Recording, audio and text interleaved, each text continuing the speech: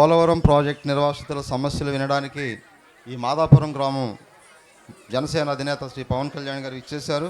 కార్యకర్తలకు వివిధ గ్రామాల నుంచి నిర్వాసితుల సమస్యలు చెప్పడానికి విచ్చేసిన నిర్వాసితులందరికీ నా నమస్కారాలు. నేను ముందుగా ఒక చరణం మన ఆదివాసుల గురించి ఒక చరణం పాడాలనుకుంటున్నాను.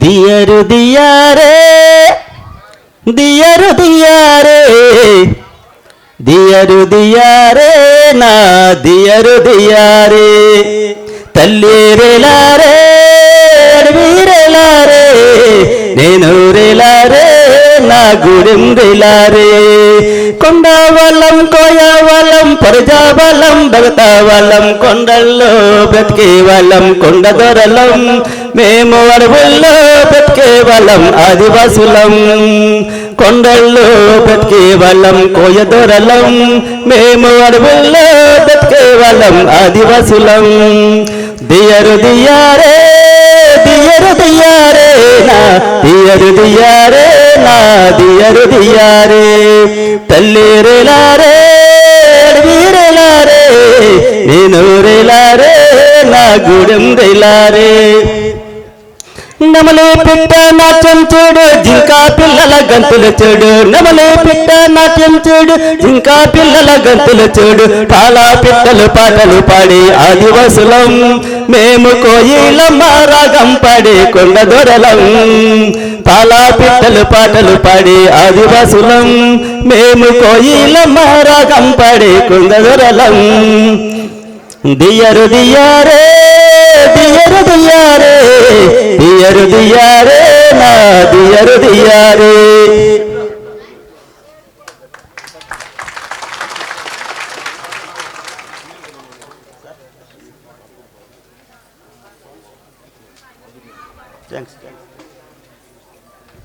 ఈరోజు మనం పిలవకపోయినా ఇక్కడ జరుగుతున్న ఆదివాసులు అలాగే గిరిజనేతలు గిరిజనులు పట్ల ఇక్కడ జరుగుతున్న R&R ప్యాకేజ్ విషయం కానీ భూముల విషయం కానీ తెలుసుకోవడానికి వచ్చిన జనసేన అధినేత పవన్ కళ్యాణ్ గారికి నమస్కారం అండి.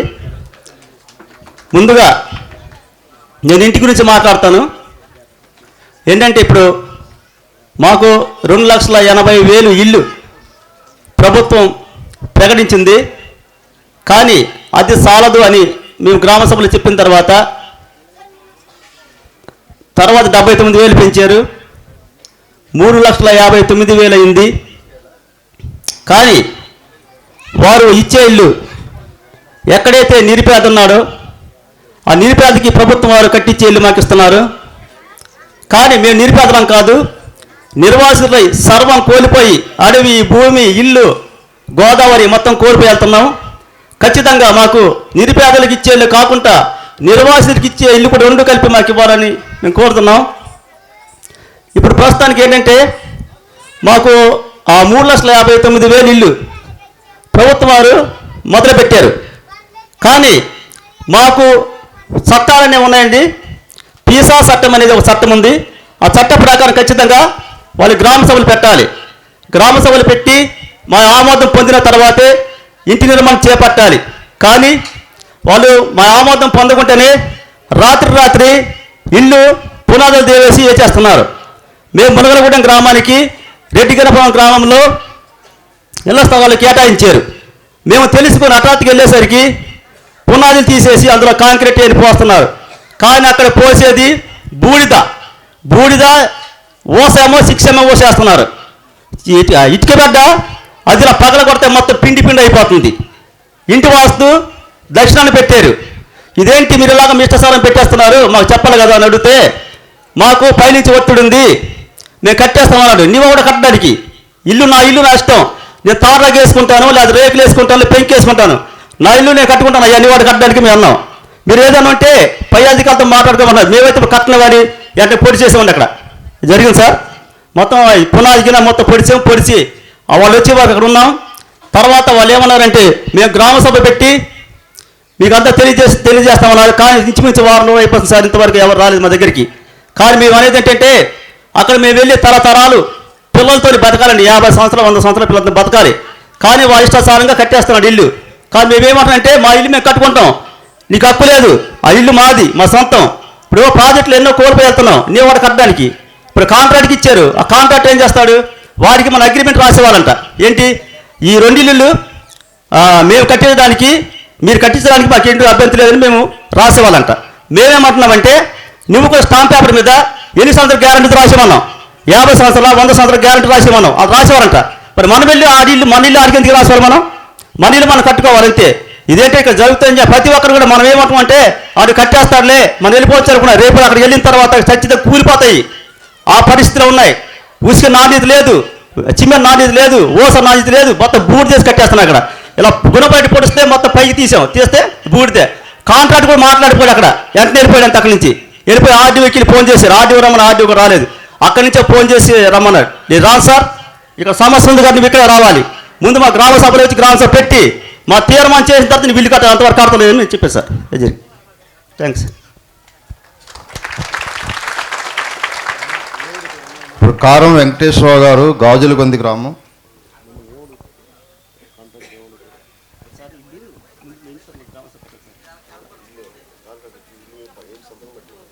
అది ఇప్పుడు Andhra Pradesh stamp paper sir, stamp paper కదా మన ఇల్లు వాళ్ళకి మనం వాళ్ళు కట్టేలాగా మనం అగ్రి రాసేవాళ్ళం సార్, వాళ్ళకి అగ్రిమెంట్ రాసేవాళ్ళకి. అవును సార్, అగ్రిమెంట్ రాసాం మనం. మనం ఏమంటున్నామంటే నువ్వు కూడా ఎన్ని సంవత్సరాలు గ్యారెంటీ మాకు రాసి రేపొద్దున కూర్చున్న పడిపోయిన మొత్తం. అవును సార్, మా ఇల్లు అతనికి ఇవ్వాలి కట్టండి, మనం సొంతం కట్టుకునే. అవును సార్, మన ఇల్లు మనం కట్టుకున్న ప్లేయర్నారండి.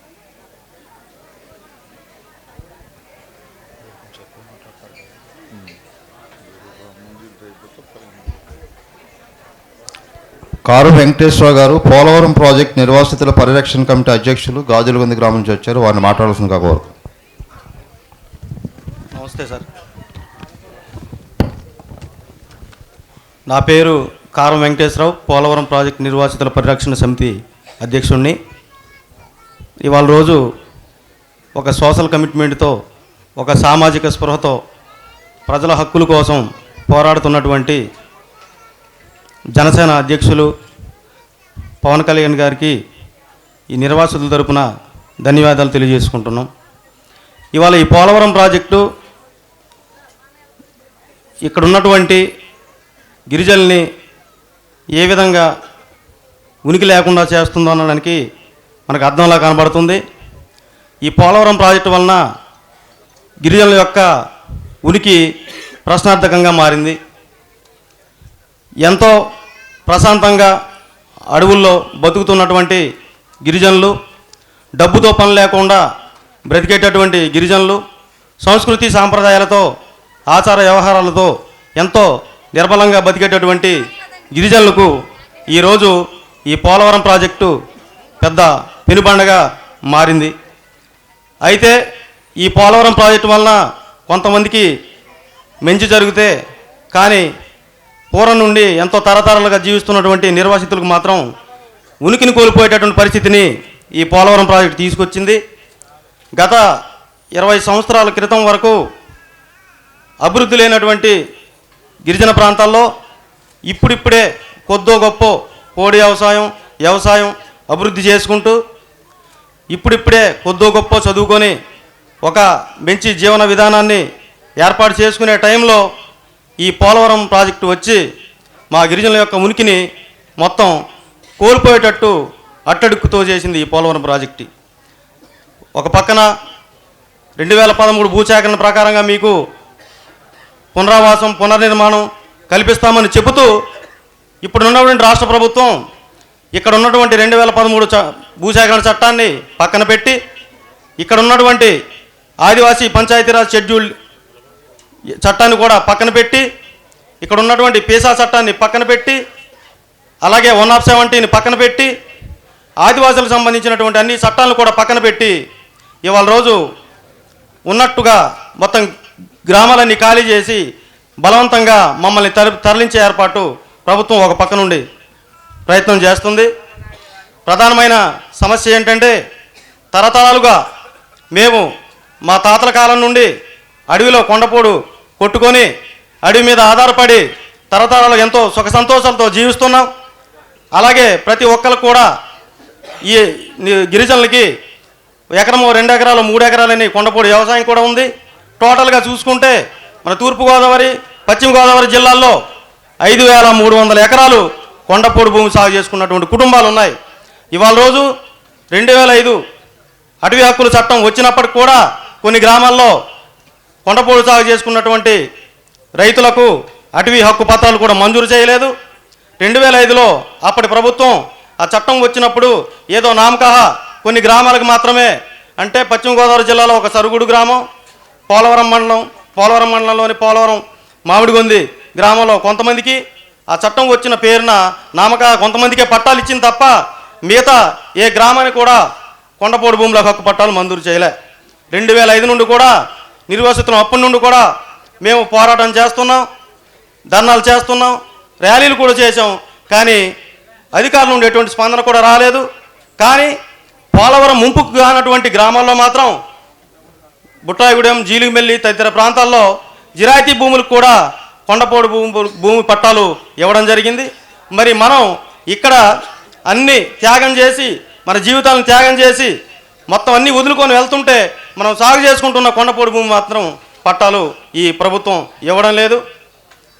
అదొక విషయం. అయితే భూమి సమస్య ఒకటి, రేపో మాపో ఖాళీ చేసేయాలంటున్నారు గ్రామాలు. కానీ ల్యాండ్ టు ల్యాండ్ ఇష్యూ ఇంకా పెద్ద సమస్యగానే మారింది. ఇంకా మన పంచాయతీలో చూసుకుంటే 190 ఎకరాలు ఇంకా భూమి ఇవ్వాల్సి ఉంది. అలాగా మన 7 మండలాల్లో మరి ఇంకెన్ని పంచాయతీలు ఉంటాయి, ఇంకెంతమందికి భూమికి భూమి ఇవ్వాల్సి ఉంది. మీరు ఒకసారి మనస్ఫూర్తిగా ఆలోచించాలి, అంతరంతో ఆలోచించాలి. ఇన్ని సమస్యలు పక్కన పెట్టి ఇవాళ రోజు మరి ప్రభుత్వం ఖాళీ చేయడానికి చూస్తుంది. అక్కడ కొద్దో గొప్ప కొంతమందికి భూములు ఇచ్చారు. ఆ భూములు కూడా సరైన భూములు కాదు, మొత్తం ఇసుక నేలలు. అవి కూడా ఎల్టీఆర్ కేసుల్లో ఉన్నటువంటి భూములు. ఇక్కడ నుండి మేము ఆ భూముల దగ్గరికి మేము సాగు చేసుకుందామని వెళ్తే అక్కడ లోకల్ ట్రైబల్స్ ఈ భూములు మావని ల్యాండ్ ఎల్టీఆర్ కేసులు sir, land transfer regulation act మీద 170 సార్. అవును సార్. మరి అక్కడ భూములు సాగు చేసుకుందామని వెళ్తే అక్కడ లోకల్ ట్రైబల్స్ మా మీదకి దాడి చేశారు.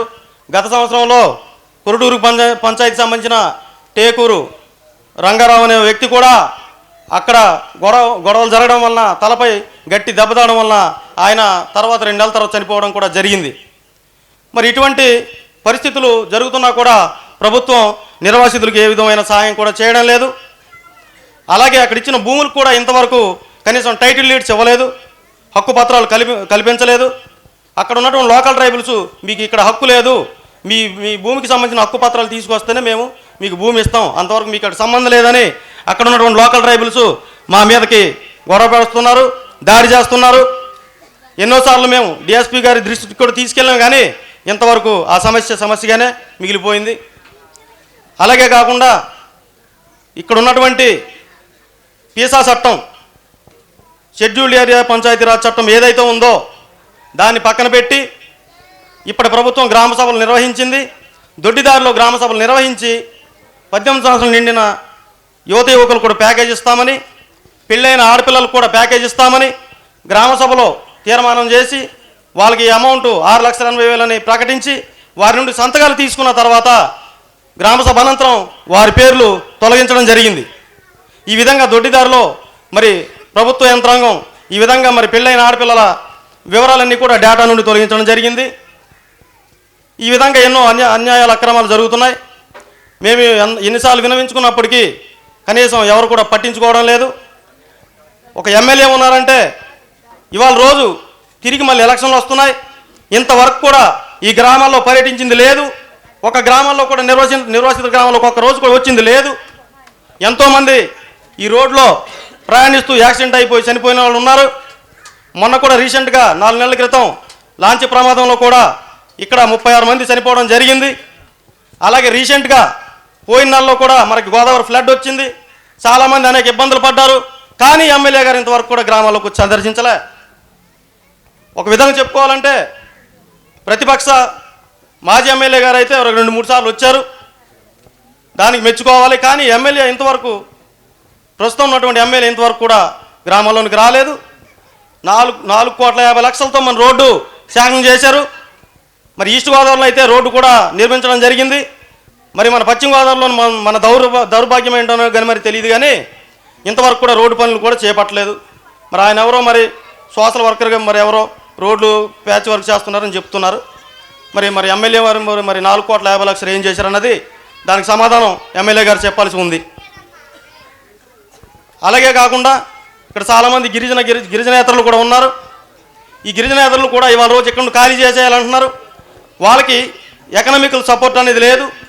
కనీసం అరెకరం భూమి కూడా లేదు. గిరిజనులు కూడా అరెకరం భూమి లేని వాళ్ళు కూడా ఉన్నారు. మరి ఈ ల్యాండ్లెస్ పూర్కి 2013 చట్టం ప్రకారంగా వాళ్ళకి ఏదైనా లైవ్లీహుడ్ జీవనోపాధి కల్పించమని 2013 చట్టం చెబుతుంది. కానీ ఇంతవరకు అటువంటి చర్యలు ఏది కూడా ప్రభుత్వం చేపట్టలేదు. ఎటువంటి చర్యలు చేపట్టకుండానే ఇవాళ రోజు ఇక్కడ గ్రామాలను తొలగించి బలవంతంగా మైదాన ప్రాంత గ్రామాలకి రీసెటిల్మెంట్ ఏరియాకి తీసుకెళ్లాలని ప్రభుత్వం ప్రయత్నం చేస్తుంది. మరి ఇన్ని విషయాలు ఇన్ని సమస్యలు ఇలాగ ఉంటే కనీసం మరి ఎమ్మెల్యే గారు మరి ఎన్నిసార్లు చెప్పినా మరి పట్టించుకోవడం లేదు. చాలామంది వెళ్తున్నారు, పేపర్ చూస్తున్నారు, ఆయన టీవీలో కూడా చూస్తున్నాడు. మరి ఎందుకు ఈ నిర్వాసిత గ్రామంలో పర్యటించడం లేదో మాకే అర్థం కావడం లేదు. అలాగే మరి ఇంకా కొన్ని విషయాలు చూసుకుంటే మన వ్యవసాయ పరంగా కూడా పథకాలు ఆపేశారు. ముంపు గ్రామాల్లోని మీ పథకాలు ఇవ్వడం లేదు, కనీస సౌకర్యాలు కూడా కల్పించడం లేదు. మనం మన పొలంకి సంబంధించినటువంటి వ్యవసాయ రుణం కోసం బ్యాంక్కి వెళ్తే మీకు ఎక్కడైతే భూములు చూపించారో అక్కడ బ్యాంకులో ఇస్తారు తప్ప ఇక్కడ బ్యాంకులో మేము మీకు లోన్ ఇవ్వమని ఇక్కడ మన బ్యాంక్ మేనేజర్ గారు అంటున్నారు. అక్కడికి వెళ్తే జిలిమెల్లి బ్యాంక్ దగ్గరికి వెళ్తే ఆ మేనేజర్ గారు ఈ పొలాలన్నీ డిస్ప్యూట్ ల్యాండ్స్ గొడవల్లో ఉన్నాయి, మీకు మేము లోన్ ఇవ్వమని వాళ్ళు చెప్తున్నారు. మాకు ఇవాళ రోజు ఏం చేయాలో కూడా అర్థం కాని పరిస్థితిలో ఎన్నో బాధలు పడుతున్నాం. ఇలాగే మరి కట్ ఆఫ్ డేట్ విషయానికి వస్తే 2013 చట్టంలో మనం ఏ సంవత్సరం అయితే మనం ఖాళీ చేయబడతామో అప్పుడు కట్ ఆఫ్ డేట్ పెట్టి 18 సంవత్సరాలు నిన్న యువకులకు ప్యాకేజ్ ఇవ్వమని 2013 చట్టం చెబుతుంది. కానీ ఇక్కడ ప్రభుత్వం ఎప్పుడో 2009లో ఇచ్చినటువంటి డేటా ప్రకారం ఎవరైతే ఉన్నారో వాళ్ళకే R&R ప్యాకేజ్ ఇస్తామని మరి ప్రభుత్వం అధికారులు చెబుతున్నారు. దీన్ని మేము ఎన్నోసార్లు కమిషనర్ దృష్టికి కూడా తీసుకెళ్ళాం. ఇంకో విషయం ఏంటంటే పాపం ఈస్ట్ గోదావరిలోనైతే 2009లో మేము ఇచ్చిన డేటా ప్రకారంగా ఇస్తాం తప్ప ఈ 2013 చట్టం మీకు వర్తించదు అని కమిషనర్ గారు కూడా చెప్పడం జరిగింది. 2013 చట్టం ఏం చెప్తుందంటే 68 జీవో ప్రకారంగా ఎవరికైతే ఇచ్చామో 2013 చట్టం ప్రకారంగా కూడా 68 జీవో ఇచ్చిన వాళ్ళకు కూడా 2013 చట్టం వర్తిస్తుందని 2013 చట్టం చెబుతుంది. కానీ మరి దీన్ని పక్కన పెట్టి ఇప్పుడు ప్రభుత్వం నిర్వాసితుల్ని తొంగలో తొక్కి అడ్డదారిలో బలవంతంగా గ్రామాలు ఖాళీ చేయాలని చూస్తుంది. మరి సీఎం గారు కూడా ప్రతి సోమవారం నెలకు 3 సార్లు 4 సార్లు వస్తున్నాడు. ఏ రోజు కూడా మీటింగ్లు పెట్టి నిర్వాసితులతో ఒక్కరోజు కూడా మాట్లాడిన తీరు లేదు. ఈరోజు కూడా మేము ఎప్పటి నుండి అడుగుతున్నాం, ఎమ్మెల్యే గారిని కూడా అడిగాం, మాకు అవకాశం ఇవ్వండి సీఎం గారితో మేము మాట్లాడతామంటే ఏ రోజు కూడా నిర్వాసితులతో మాట్లాడిన దాఖలా లేవు.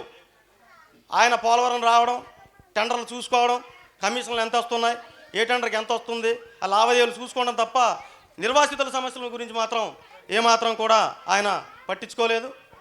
మరి ఇవాళ రోజు మరి సమయం లేదంటున్నారు కాబట్టి చాలా విషయాలు ఉన్నాయి. కానీ మరి ఇవాళ రోజు ప్రజల హక్కుల కోసం పోరాడుతున్నటువంటి ఒక సామాజికవేత్త, ఒక సోషల్ కమిట్మెంట్తో, సామాజిక స్పృహతో హక్కుల కోసం పోరాడుతున్నటువంటి మన జనసేన అధ్యక్షులు పవన్ కళ్యాణ్ గారికి మా నిర్వాసితుల తరపున మరొక్కసారి ధన్యవాదాలు తెలియజేస్తూ ముగిస్తున్నాం.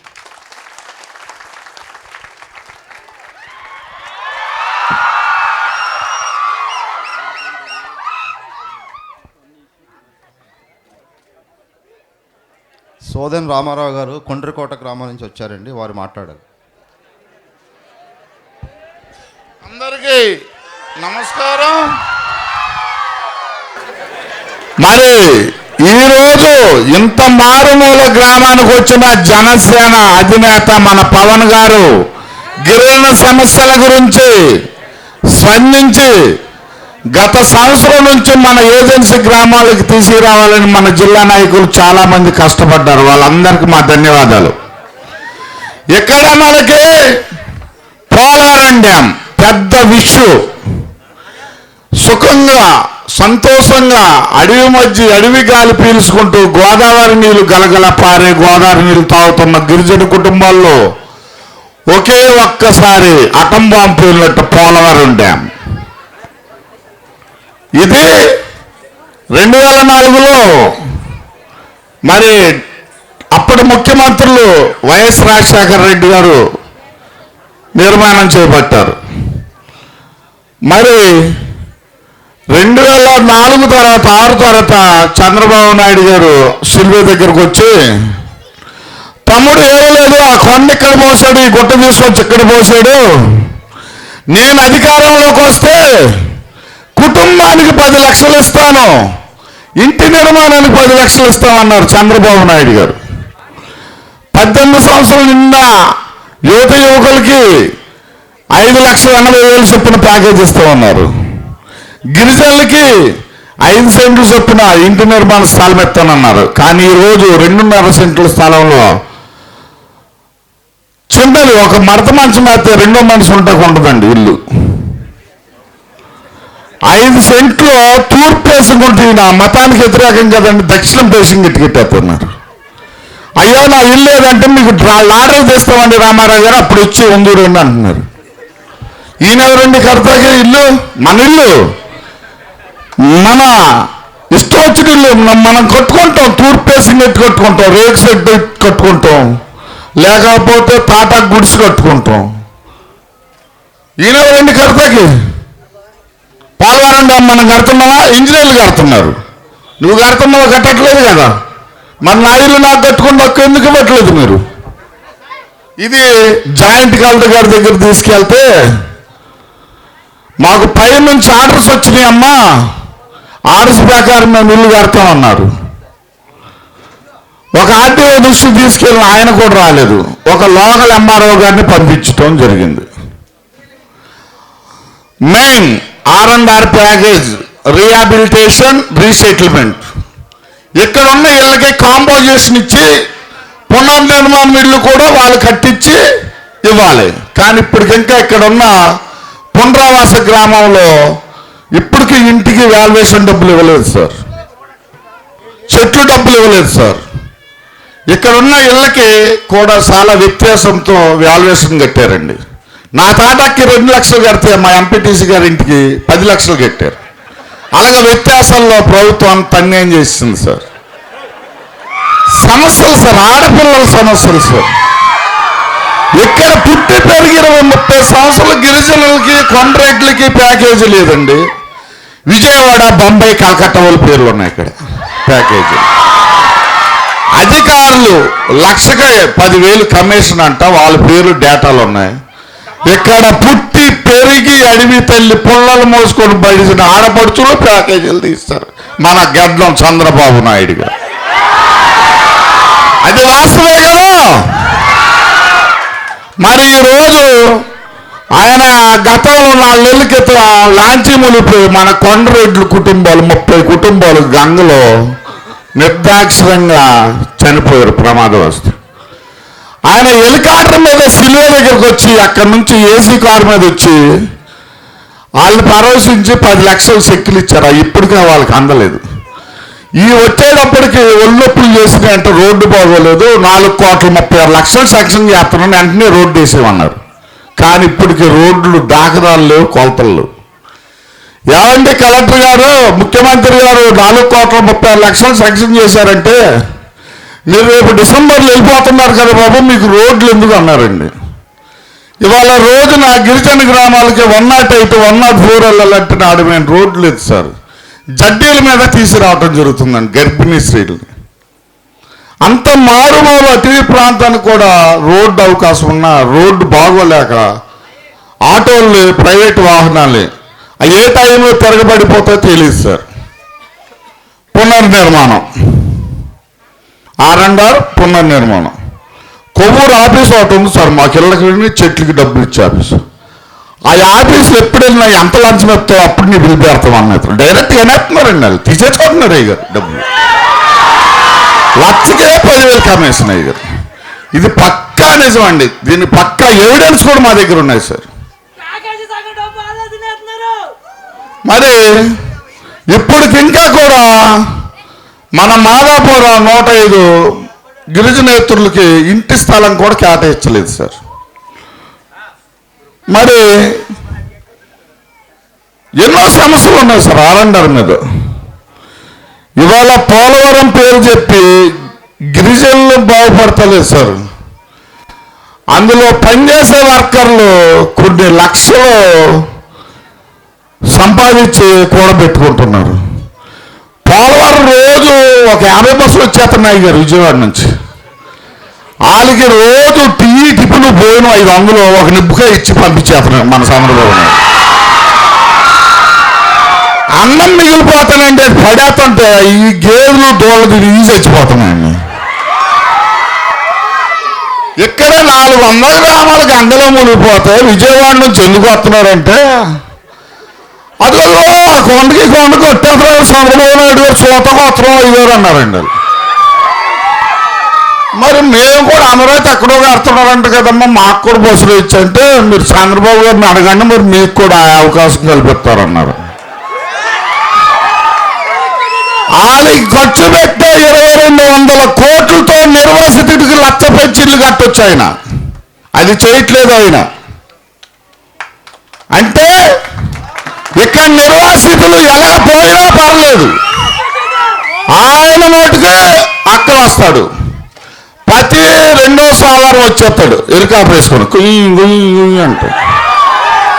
కోతవేటు దూరంలో నిర్వసిత గ్రామాలకు వచ్చి, అయ్యా ఎంపీడీసీ గారు నీకు ఇల్లు ఇచ్చారా, ప్యాకేజ్ ఇచ్చారా, చెట్లు డబ్బులు ఇచ్చారంట. ఖాళీ లేదు ఆయనకి. ఎవరన్నా సస్తే ప్యాకేజీలు తగ్గుతాయి కాబట్టి వస్తారు, కానీ బతుకున్నంతసేపు చంద్రబాబు నాయుడు గారు కానీ మన ఎమ్మెల్యే గారు కానీ తెలుగుదేశం ప్రతినిధులు మాగంటి బాబు గారు నిర్వాసితులు మన గవర్నమెంట్ రాగానే మిర్చి శాస్త్రం అంటే నా చెట్లు 10 కొబ్బరి బొండాలు కొట్టి మంచినీళ్ళు ఇచ్చాం. కనీసం ఆ బొండ డబ్బులు కూడా ఇవ్వలేదు ఆయన. ఎలక్షన్లు చేసిన వాగ్దానాలు మరి ఈరోజు గతంలో వెళ్ళిపోయిన 7 గ్రామాలు ఉన్నాయి. దేవరగొంది, మామిడిగొంది, చెవండిపల్లి, తోటగొంది, పైడిపాక, రామేపేట. వాళ్ళకి 5 సెంట్లకి చక్కగా ఇల్లు కట్టారు. ఎదురు పొద్దున వాళ్ళ కొడుక్కి ఒక షెడ్ వేసుకోవాలన్న స్థలం ఉంది. ఇవాళ మన కొడుకు ఇల్లు లేదు. మనం చచ్చిపోతే ఆడు ఉండాలి, ఆడు చచ్చిపోతే ఆడు ఉండాలి. చుట్టవత్తకు లేదు. అక్కడ ఒక మంచం, ఇక్కడ ఒక మంచం, అంతే. ఒక షెడ్ వేద్దామన్నా, ఇంకో మనిషి చుట్టం మనిషి వచ్చి పడుకున్నామన్నా జాగలేదండి. అగ్గిపెట్టెలా కట్టేస్తున్నారు సార్ ఇల్లు. ఇవాళ రోజు నిర్వాసితులు కట్టవలసింది 10 mm మోస్తాం, 6 mm మోసేస్తున్నారు సార్ కింద సార్. ఇసుక గోదావరి ఇసుక వాడాలి, కాలు ఇసుక సార్, జల్లిటి కూడా జల్లెత్తలేదు సార్. ఇవన్నీ ఎవిడెన్స్ ఉన్నాయి సార్. పేపరు ఇటుక పెట్టమ్మా నిన్న తయారు చేసి రేపు కట్టేస్తున్నారు. ఆ చిన్నపిల్లడు అలా పడేత బయలుపోతుంది. మరి మన నిర్వాసితుల పట్ల ఇక్కడ మనకి 2005 అటవీ హక్కుల చట్టం ఉంది. ఇది పార్లమెంట్ ఆమోదం పొందింది. ఇక్కడున్న గిరిజనుడు గత 60-70 ఏళ్ళ నుంచి మన స్వతంత్రం వచ్చిన కాడి నుంచి కొండపోడే జీవన విధానం. అతను చనిపోతే అతని కొడుకు తరతరాలుగా అదే జీవితం, అదే మామూలు మొక్కలు. కానీ ఇప్పుడు వాటికి పట్టాలు ఇవ్వడంటండి. పోలవరం మండలంలో 270 పోరంబాకు ల్యాండ్స్ ఉన్నాయి సార్, ఏడబ్ల్యూ ల్యాండ్స్. వాటికి గిరిజనేతలకి పట్టాలు 170 యాక్ట్లో రిజర్వేషన్ లేదండి. 1969 తర్వాత 170 యాక్ట్ వచ్చింది సార్. ఒక ట్రైబ్ పొలం ట్రైబే కొనాలి, నాన్ ట్రైబ్ కొంటే లేదు సార్. అటువంటి పోరంబోకు భూములు గిరిజనులు సాగు చేస్తుంటే మాకు పట్టాలు ఇవ్వలేదు సార్. అదర్స్కి ఏడబ్ల్యూ ల్యాండ్కి 2006, 7, 8, 3 సంవత్సరాల్లో ఒక జాయింట్ కలెక్టర్, ఆర్డీఓ గారు, ఎంఆర్ఓ గారు సెటిల్మెంట్ పట్టా ఇప్పించి 3,50,000 కాంపోజిషన్ ఇవ్వటం జరిగింది. అదే గిరిజనులకి కొండ భూమి తరతరాలు చేసుకునే దానికి పట్ట ఈడవడండి ఇవ్వడానికి. మాకు అడవి ఆధారం, అడవిలో దొరికే వనరులు ఆధారం. మాకు అడవి ఇస్తాడు ఈయన, కిందకి వెళ్తే గోదావరి ఇస్తాడు. చంద్రబాబు నాయుడు గారు మీకు ఆదివాసుల తరపున ఒకటే హెచ్చరిక, నిర్వాసితుల పట్ల ఎటువంటి అధికారి దాడి చేసినా, ఏ దాడి చేసినా మేము మా సమస్యల మీద యుద్ధం చేస్తున్నాం. మాకు రావాల్సిన ప్యాకేజీ గురించి యుద్ధం చేస్తున్నాం. మాకు రావాల్సిన ఆడపిల్లలు 18 సంవత్సరాలు నిండిన యువకులు ప్యాకేజీ. రేపు పోలవరం డ్యామ్ ఎప్పుడైతే కట్టిన నాటికి 18 సంవత్సరాలు నిండిన ప్రతి పిల్లకి నువ్వు ప్యాకేజీ ఇవ్వాల్సిందే. ప్యాకేజీ గురించి పెళ్లి చేసుకోవద్దంట సార్, మేము అలాగే ఉండాలంటండి. పెళ్లి చేస్తే ప్యాకేజీ ఇవ్వాలంటండి.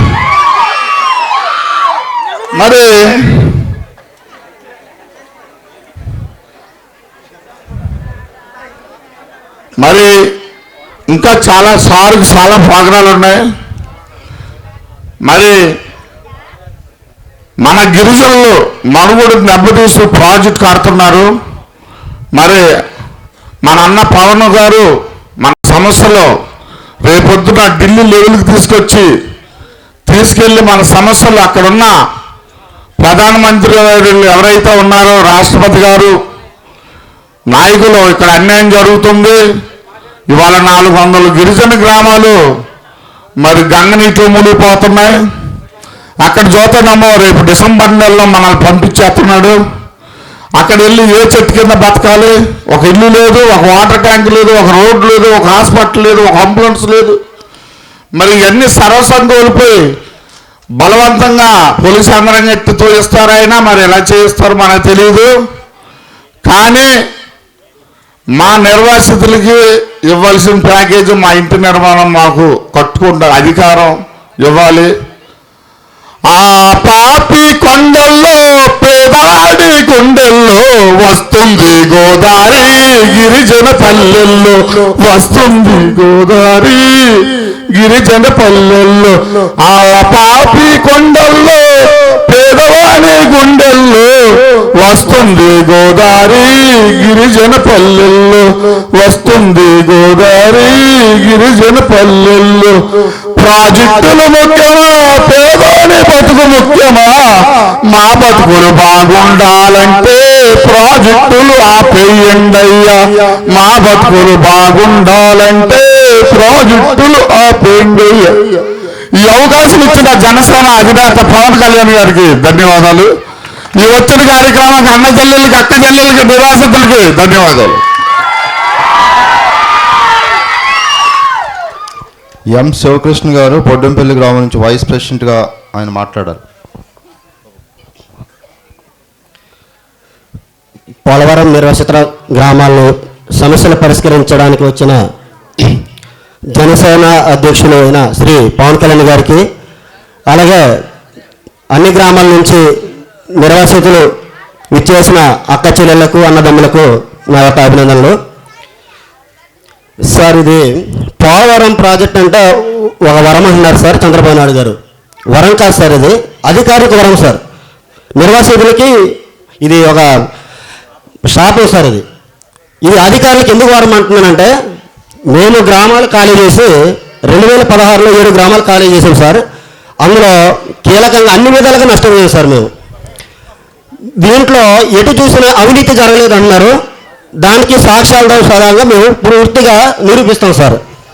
ఎలాగంటే ఆర్ఎండ్ఆర్ ప్యాకేజీ ఇచ్చే విషయంలోని, హౌసింగ్ విషయంలోని, ల్యాండ్ టు ల్యాండ్, ఈ భూమికి భూమి ఇచ్చేటప్పుడు డీనోటిఫికేషన్ 2010లో భూసేకరణ చేసేటప్పుడు ఆ భూమి సాగులో ఉందా లేదా, అది ఎంతవరకు సాగులో ఉంది, రైతును తీసుకెళ్ళి ఆ భూమి రైతును చూపించి ల్యాండ్ టు ల్యాండ్ తీసుకోవాలి సార్.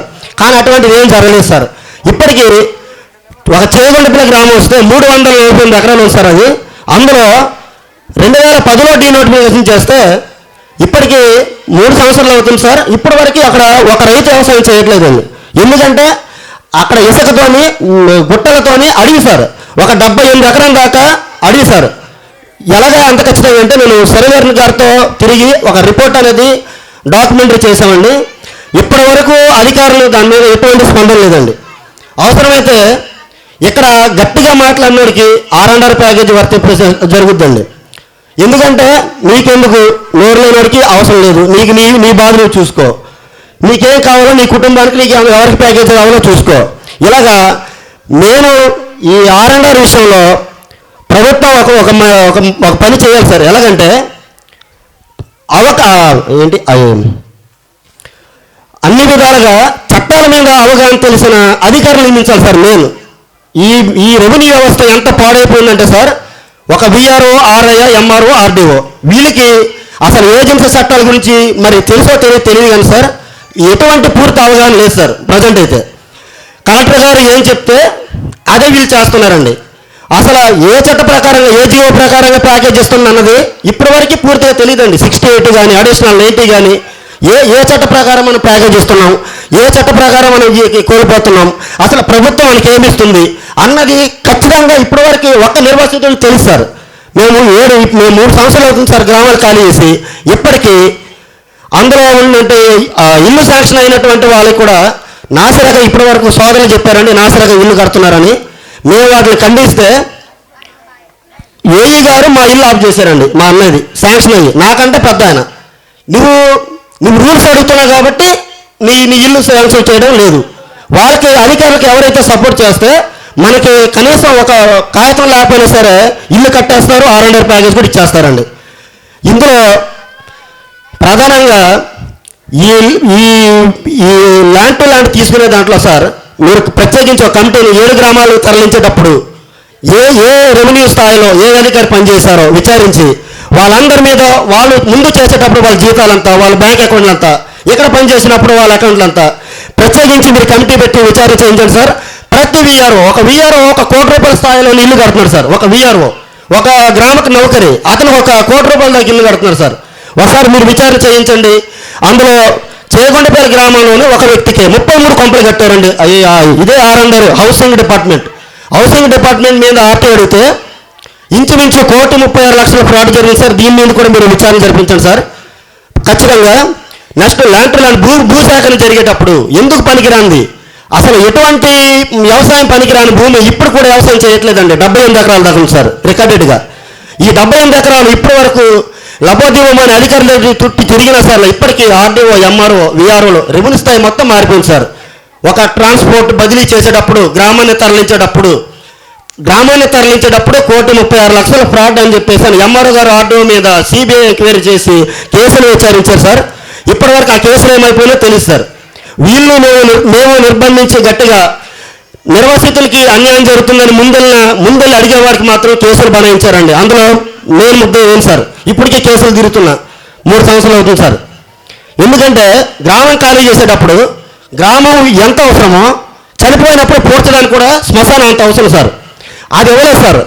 ఏంటి సార్ అడిగితే MRO గారేమో ఏలూరు మీటింగ్లో ఉన్నారన్నారు సార్. మరి ఆదివారం మీటింగ్ ఏంటో తెలియదు. ఆ రోజు ఖచ్చితంగా ఇది ఎందుకు జరగదని చెప్పేసి అని గ్రామస్తులు అందరం అక్కడ అడిగితే మామిడి గొంది అనే వ్యక్తి రైతు ఒక VRO ఫోన్ చేసి పలానా మామిడి గొంది పలానా తాలూకా అక్కడ ఒక 3 ఎకరాలు మీకు రెవెన్యూ వారు మీకు శ్మశానం ఏర్పాటు చేశారు, మీరు వెళ్ళి అక్కడ పూడ్చుకోండి అంటే అక్కడేమో రైతు అంటాడు మాకు డబ్బులు ఇవ్వలేదు మీరెలా పూడుస్తారు అని చెప్పేసి నన్ను అడ్డగిస్తే ఇది ఇలా జరగదని చెప్పేసి అని రెవెన్యూ ఆఫీసులో MRO గారు ఆఫీసులోనే గొయ్యి తవ్వి అక్కడ కప్పెట్టడానికి సవాలు తీసుకొచ్చామండి. అదే ఒక్క అరగంటలో MRO గారు ఏలూరు ఉంటే మరి దేని మీద వచ్చారో తెలియదు, ఒక అరగంటలో వచ్చేసారు సార్ ఏలూరు నుంచి. మరి వెంటనే ఆ రోజు ఆ సమస్య పరిష్కారం అయింది సార్. అనగా పోరాటమే కానీ ప్రతిదీ ఏ సమస్య పరిష్కారం అవ్వట్లేదండి.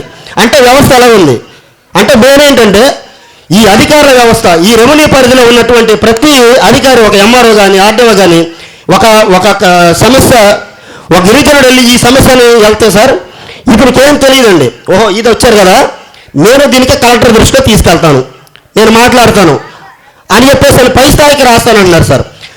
ఓన్గా సొంత నిర్ణయంతో అక్కడ చట్టం ఏమో ఇవ్వమని అంటుంది, చట్టంలో అన్నీ ఉన్నా సరే ఇతను ఇవ్వడానికి కుదరట్లేదు సార్.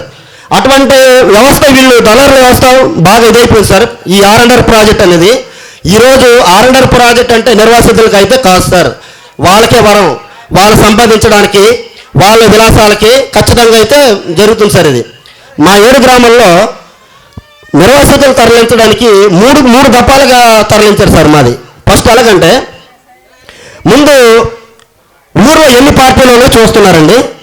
అందులో అధికార మాట వినే పార్టీ ఏది, ఆ తర్వాత అధికారులు ప్రశ్నించే పార్టీ ఏది, అందులో నాయకులు ఎవరు? అధికారం మాట వినే వాళ్ళకి ఒక ఆశ అండి. ఎలాగంటే అతను ఎక్కడ పుట్టినా రేషన్ కార్డులో లేకపోయినా సరే, ఆధార్ కార్డులో లేకపోయినా సరే, ఆయన మాట ఆర్డీఓ గారి మాట వింటే వెంటనే ఖాళీ చేసి వెళ్ళిపోవచ్చండి. అలా వెళ్ళగానే చెక్కు రెడీగా ఉంటుంది. పుట్టి పెరిగి అన్ని కాగితాలు అర్హతలు ఉన్నక్కడే ఇక్కడ ముందుకు వెళ్తారు సార్. ఎందుకంటే వాళ్ళ మాట మనం వినం. మన నోరు లేని వాళ్ళ కోసం మన తోటి వాళ్ళు ఇబ్బంది పడుతున్నారని వాళ్ళ కోసం మనం ఫైట్ చేస్తే, నీ పని నువ్వు చూసుకో, నీకేం కావాలి, నీకెంత కావాలి, ఈ విధంగా 3 దఫాల కింద, ఒకటి డబ్బు రూపంలోని, రెండోది భయపెట్టి, నాలుగోది లా అండ్ ఆర్డర్. ఈ 3 జరిగినాయి సార్ మాకు. ముందు కరెంట్ కట్ చేస్తారండి, తర్వాత రోడ్డు సార్. ఇలా మేము ఎన్ని బాధలు పడి 60 రోజులు ధర్నా చేసాం సార్. నిజంగా 60 రోజులు. అలాగా పాపం ఇప్పుడు ఈ మిగతా గ్రామాలు తరలించడానికి వచ్చింది సార్. అన్ని సమస్యలు మీరు అక్కడ వెళ్ళిన తర్వాత తీరుస్తామని జాయింట్ కలెక్టర్ గారు మాకు పూర్తి హామీ ఇచ్చారండి. అప్పట్లో మా దగ్గర అన్ని పార్టీల వాళ్ళు వచ్చారండి. కానీ అందరూ వచ్చి మాట హామీ చెల్లిపోయేవాళ్ళు, కానీ మా సమస్య కనీసం పరిష్కరించడానికి వినటానికి వచ్చేవాళ్ళు ఎవరు లేరు సార్. ఆ టైంలో 2016లో కళ్యాణ్ దిలీప్ గారు అని చెప్పేసి అని జనసేన పార్టీ నుంచి డాక్యుమెంటరీ చేయడానికి మా ఊరు వచ్చారండి. అందులో వాస్తవాలు బయటపడ్డాయి. అందులో వాస్తవాలు ఏంటంటే, మాకే పొలం ఉంది సార్. మాది ఇప్పుడు మనం వచ్చే రూట్లో జిరాయితీ భూమి అండి. 7 ఎకరాల పొలం ఇచ్చి నాది ఏకంగా కొండ రాస్తారండి. అప్పటి నుంచి ఇప్పటి వరకు అక్కడ ఏం పంట పండుతుందని ఆర్డీఓ గారిని తీసుకెళ్తే, ఇది ఎలా కొన్నారు, మరి డీనోటిఫికేషన్ చేసింది, పేమెంట్ ఇచ్చింది ఆర్డీఓ గారు.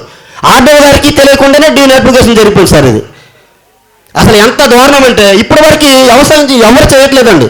348 ఎకరాల్లో 78 ఎకరం దాకా కొండ, ఇసుక, తుప్పలతో ఉంది సార్.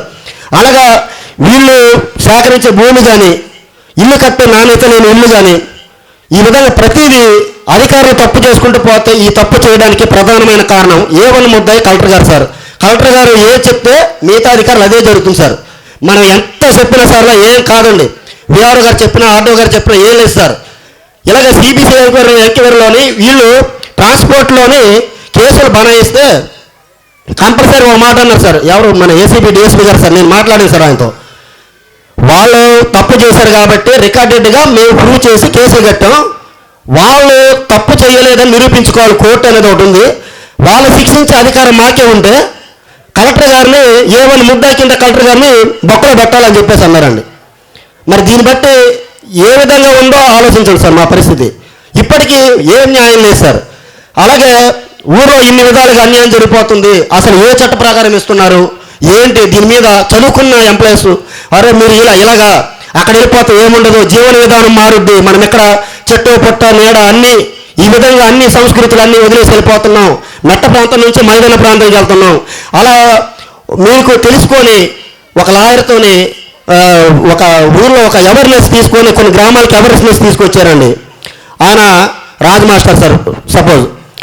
ఆయన పేరు ఎప్పుడైతే ఇలా తీసుకొస్తున్నారని చెప్పేసి అని ఆర్డీఓ గారు, పిఓ గారు ఏమో వెంటనే ఎక్కడో పనిచేసే మాస్టర్ని మా ఊరు నిర్వహించారు సార్. వాళ్ళు ఇప్పటికీ మా గ్రామాల్లోనే మమ్మల్ని తరలించడానికి, అంటే మా వేలతోనే మా కంటి చూపున పంపించారు సార్. ఆ విధంగా ఇప్పుడు మమ్మల్ని డ్యూటీలో పెట్టి మమ్మల్ని తరలించడం జరిగింది సార్. ఎంత దారుణంగా అంటే, ఒక గిరిజనుడు ఇతను గిరిజనుడే మాట చెప్తే వింటాడు, వీడు ఇల్లు ఖాళీ చేయాలంటే ఇంకో గిరిజనుడు కావాలి. ఆ విధంగా ఎక్కడో టీచర్గా పనిచేసే వాళ్ళని ఈ రెవెన్యూ వ్యవస్థలో పెట్టి వీళ్ళ పనులు కూడా వీళ్ళ అధికారం వాళ్ళ ఇష్టం వచ్చినట్టు అధికారం చలాయించి తరలించడానికి చూస్తున్నారు. కానీ అంతకంటే సమస్యలు ఏమున్నాయి, అసలు ఆ ఏజెన్సీలో చట్టాలు ఉన్నాయి, ఆ చట్టాల ప్రకారంగా ప్రతిదీ ఏం కోల్పోతున్నారు, వాళ్ళకి ఏమి ఇవ్వాలి. ఒక మేనిఫెస్టోలు పార్టీ వచ్చేటప్పుడు మేనిఫెస్టోలు పెడుతున్నారండి. కాదు సార్, మెయిన్ అది అసలు నిర్వాసితుడు వెళ్ళిపోయేటప్పుడు ఒక గ్రామంలోని ఒక ఎంఆర్ఓ గారు ఒక పెట్టాలి సార్. ఈ చట్ట ప్రకారంగా ఈ జీవో ప్రకారంగా ప్రతి కుటుంబానికి, చదువుకున్న వాడికి, చదువు లేనివాడికి, లేకపోతే చేతువృత్తి పనులు చేసుకునే వాళ్ళకి, చేపలు పట్టే వాళ్ళకి, ఇటువంటి ఏదైతే ఆయనకున్న సాంకేతిక రంగంలో పరిజ్ఞానం ఉంటుందో దాని ప్రకారంగా మీరు వెళ్ళిన తర్వాత మీకు అన్ని విధాలుగా పరిష్కరిస్తామని భరోసా ఇచ్చి మమ్మల్ని అధికారులు నమ్మించి బయటికి తీసుకెళ్లారండి. అలాగా ఆయన నమ్మి బయటికి వెళ్ళినందుకు ఆయన ఒక మాట అన్నారంట సార్. ఆర్డీఓ గారు ఎక్కడ ఉన్నారో కానీ, బంతిలో ముందు కూర్చుంటే ముక్కలు పడతాయంట సార్, వెనకాల కూర్చుంటే సాంబార్ ఉంటుందంటండి. పులుసు అంటండి, ముందు కూర్చుంటే ముక్కలు పడతాయంటండి. అంటే ఆయన అర్థం ఏంటంటే, ఆయన చెప్పినప్పుడు అంటే మనకి ఏ కాగితం లేకపోయినా ప్యాకేజీ మన చేతిలో పట్టుకొని వెళ్ళిపోవచ్చు sir. Order sir Lavani sir. అలాగా చివరిలో కూర్చుంటే పులుసు మాత్రం ఉంటుందండి సార్. మరి ఆయన మరి వడ్డించడానికి ఆయన ఎవరో, తినడానికి మేమెవరమో. మరి మాది కాదు సార్ ఇది. ఇంత నష్టపోయి వెళ్ళిపోతున్నామంటే మరి కనీసం రూపాయికి రూపాయి చూసి ఇవ్వాలి. ఇంత అన్యాయం అయిపోయి మొత్తం అంతా వదిలేసి వెళ్ళిపోతున్నాం. ఈరోజు అక్కడే ఉండి ఇవన్నీ ఎదిరించినందుకు మా మీద కేసులు బనాయించారు సార్. మేము ఇప్పుడు కేసులు తిరుగుతూనే ఉన్నాం. రెండోది, భూమి ఇవ్వలేదని చెప్పేసి మా మదరు పాత ఊళ్ళోనే ఉండిపోతే ఇవి లగట్లేదని చెప్పేసి అక్కడ హత్య కూడా జరిగిందండి. ఆ హత్య పరిస్థితి కూడా ఇప్పటికి ఏ విధంగా వచ్చిందన్నది పరిష్కారం కూడా లేదు సార్. ఈరోజు దీనికి సమాధానం కలెక్టర్ గారే చెప్పాలి, ప్రభుత్వం చెప్పాలి సార్. ఆ రోజు ఆ 7 ఎకరాల భూమి ఇచ్చేసి ఉంటే ఈరోజు మా తల్లి చనిపోదు కాదండి. ఖచ్చితంగా మేము ఎప్పుడో ఖాళీ చేసి అక్కడ వెళ్ళిపోదాం. ఆవిడ భూమి ఇవ్వలేదు కాబట్టి ఆ భూమి మీద మమకారంతో అక్కడ ఉండిపోయి ఆవిడ చనిపోవడానికి కారకులు అయ్యారు సార్ ఈ ప్రాజెక్టు అధికారులు, కలెక్టర్ గారు అండి. దీనికి సమాధానం కూడా వాళ్ళే చెప్పాలండి. ఈరోజు కుటుంబాన్ని నడిపించే పెద్దవాడే లేకుండా మాకు ఏ విధమైన ఆధారం లేకుండా పోయింది సార్. అలాగా ఎంతోమంది ఆర్డీఓలు, కలెక్టర్ మారిపోయారండి. చదువుకున్న వాళ్ళకి, ముఖ్యంగా చదువుకున్న వాళ్ళకి ఇంటికో ఉద్యోగం ఇస్తానన్నారండి. అది ఎన్నో తరగతి చదివితే ఉద్యోగం ఇస్తారో అది కూడా క్లారిటీ లేదు సార్. అసలు వీళ్ళకి ఎంత మాయ మాటలు అంటే సార్, వీళ్ళు ఏం చెప్పినా నమ్మటానికి గిరిజనులు రెడీగా ఉంటారు. ఏదైనా చెప్పొచ్చు. మనం వీళ్ళకి ఏదైనా మాయ మాటలు చెప్పి వీళ్ళని తరలించేయచ్చు. ఏ విధమైన పనులైనా సరే చేయొచ్చు.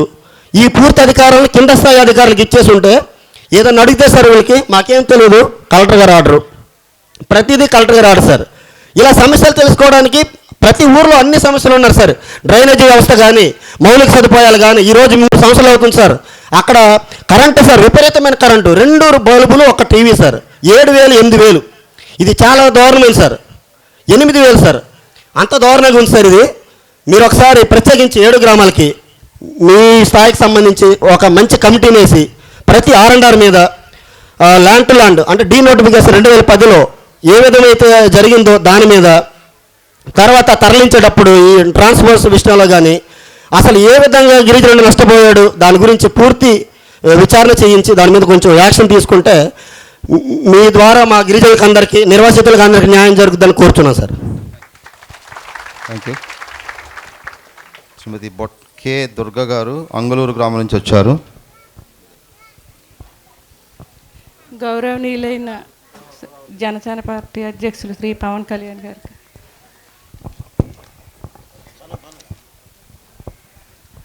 గౌరవనీయులైన జనసేన పార్టీ అధ్యక్షులు శ్రీ పవన్ కళ్యాణ్ గారికి నా హృదయపూర్వక నమస్కారములు. అలాగే ఈ వేదికను అలంకరించినట్టు పెద్దలకు, ఇక్కడ వచ్చేసిన నిర్వాసితులందరికీ నా నమస్కారములండి. మాది తూర్పుగోదావరి జిల్లా దేవీపట్నం మండలం అంగులూరు గ్రామం నుంచి వచ్చామండి. మా గ్రామంలో గిరిజన నేతలు కూడా ఉన్నారండి. మాకు భూమి పరిహారంలో కానండి, R&R ప్యాకేజీల విషయంలో కానండి, అలాగే గృహ నిర్మాణం విషయంలో కానండి చాలా అన్యాయం జరిగింది.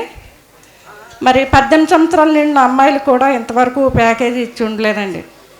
మరి ఇక్కడ పశ్చిమ గోదావరి జిల్లా రామాయపేట, పైడిపాక 7 గ్రామాలు ఖాళీ చేయించున్నారండి. అక్కడ అమ్మాయిలకు అబ్బాయిలకి కూడా R&R 18 సంవత్సరాల నిండిన అమ్మాయిలకు ప్యాకేజీ ఇచ్చి ఉన్నారు. అలాగే ఇల్లు కూడా కట్టించి ఉన్నారండి. మరి మేము అధికారులను అడుగుతున్నామండి, మాకు ఇల్లు కట్టించమని, 18 సంవత్సరాల నిండిన అమ్మాయిలకు అబ్బాయిలకు ప్యాకేజీ ఇవ్వమని అడుగుతున్నామండి. అధికారులు ఏమంటున్నారంటే, మీరు జీవో ఆర్డర్ తెచ్చుకుంటే మీకు ఇల్లు కట్టిస్తామంటున్నారండి. మరి జీవో ఆర్డర్ మేము ఎక్కడి నుంచి తెచ్చుకోవాలో మాకేం అర్థం కావటం లేదండి. ఒకే ప్రాజెక్ట్ కింద ఉన్న మాకు మరి అధికారులు మాకు ఎందుకు అలా చెబుతున్నారో మాకు అర్థం కావటం లేదండి. జీవో ఆర్డర్ తెచ్చుకోవడం ఏంటి? మరి ప్రాజెక్ట్ ఒకటైనప్పటికీ నష్టం అందరిది ఒకటే కదండి. మరి అటువంటి అప్పుడు ఊరికో జీవో చెప్తున్నారండి అధికారులు. అంటే అమ్మాయిలకి ఇల్లు కట్టించడం కూడా మీకు లేవు జీవోలని అని చెప్తున్నారండి. అలాగే 2015లో ఇల్లు చాలా దారుణంగా పడగొట్టించారండి అంగులూరు గ్రామం. 600 మంది పోలీసులు వచ్చి బలగాలు మోహరించి చాలా దారుణంగా పడగొట్టించారండి. ఎంతవరకు ఇళ్ళు లేవు, 18 సంవత్సరాలు నిండిన అమ్మాయిలకి అబ్బాయిలకి ప్యాకేజీలు లేవు. అలాగే గిరిజనులకు భూమి ఇవ్వలేదండి. పోడు భూములకి పరిహారం కూడా ఇంతవరకు ఇవ్వలేదండి. మరి నిజమైన అమాయక గిరిజనులు ఎక్కడున్నారంటే ఈ పోలవరం ప్రాజెక్టు నిర్వాసిత గిరిజనులేనండి. వారికి న్యాయం జరగలేదు సరికదా, వారికి బ్రతుకులు కన్నీళ్ళు ఈ ప్రాజెక్టు కూడా జాతికి అంకితం చేస్తూ ఉన్నారండి. ఈ రోజున ఇన్ని సంఘాలు ఉన్నప్పటికీ మా పరిస్థితులు మా కష్టాలు ఎవరికీ పట్టడం లేదండి. అలాగే మేము అదే పరిస్థితుల్లో ఉన్నప్పుడు ఈ ప్రాంతం వాసైన డాక్టర్ పెంటపాటి పుల్లారావు గారిని ఆశించామండి. వారు ఢిల్లీ తీసుకెళ్లారు, పోరాటం చేశామండి ఢిల్లీలో కూడా. ఆ మహానుభావులు కోర్టు కూడా వేశారండి, ఇంతవరకు జరుగుతూనే ఉందండి.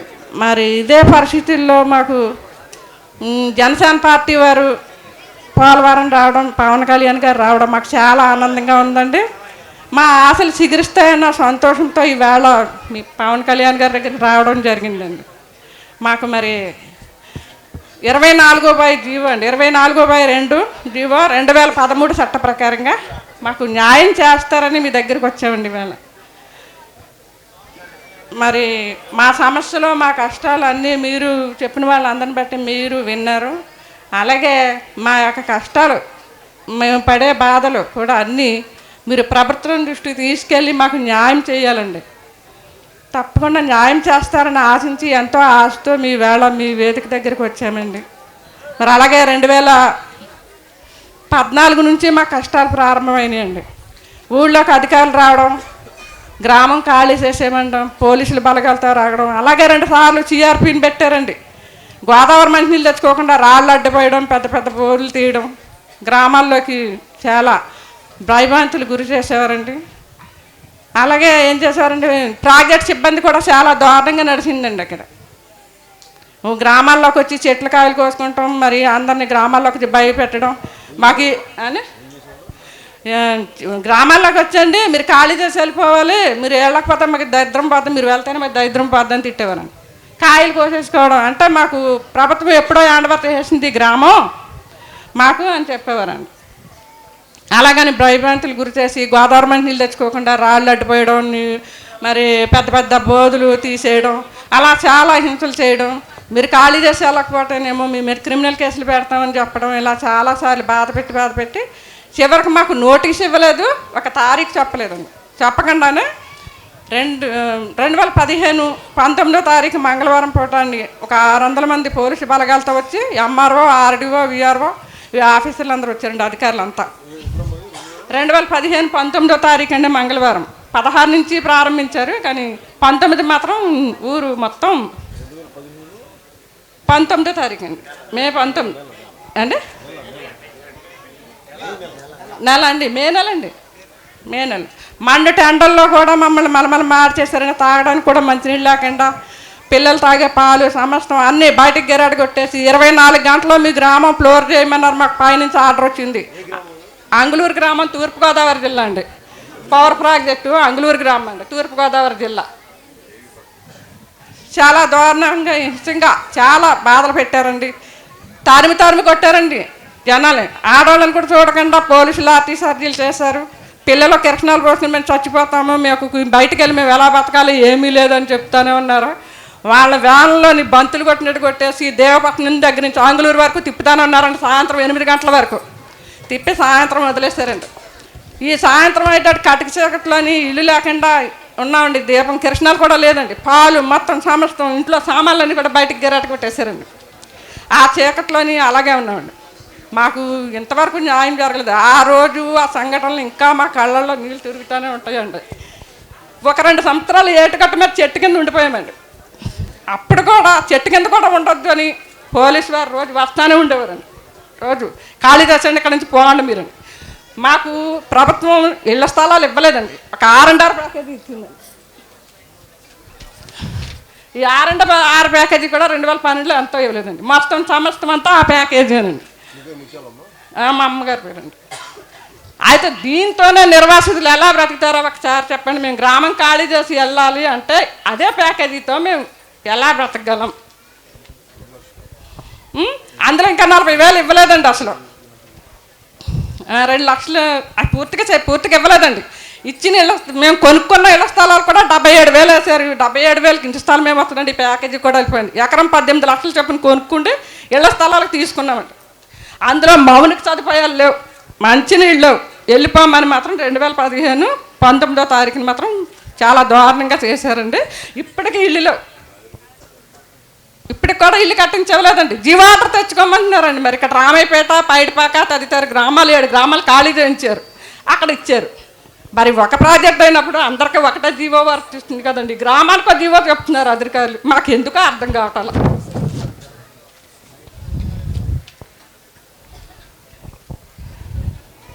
చాలా దారుణమైన పరిస్థితుల్లో ఉన్నామండి మేము. నిజంగా ఇల్లు కట్టుకోవడానికి కానీ, అమ్మాయిలు పెళ్ళిళ్ళు చేసుకోవాలన్నా, పిల్లల్ని చదివించుకోవాలన్నా చాలా కష్టంగా, చాలా దారుణంగా నడుస్తున్నాయండి మా జీవితాలు.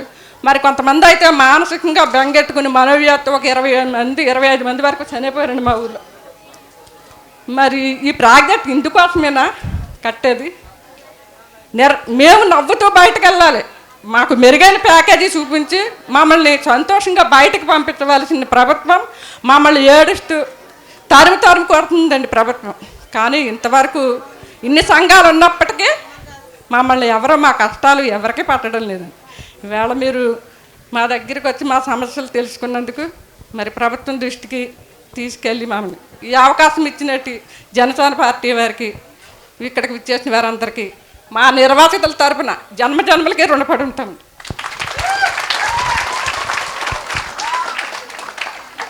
బుజ్జా వెంకటరమణ గారు మాట్లాడారు.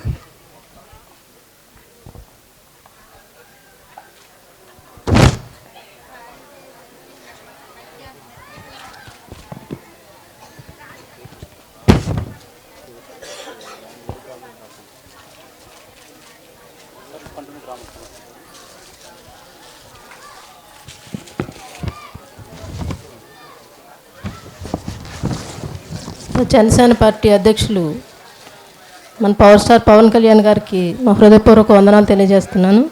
వచ్చిన పెద్దలందరికీ వందనాలు తెలియజేస్తున్నాను. మాది పైడిపాక గ్రామం. నా పేరు బొట్ట వెంకటరమణ అండి.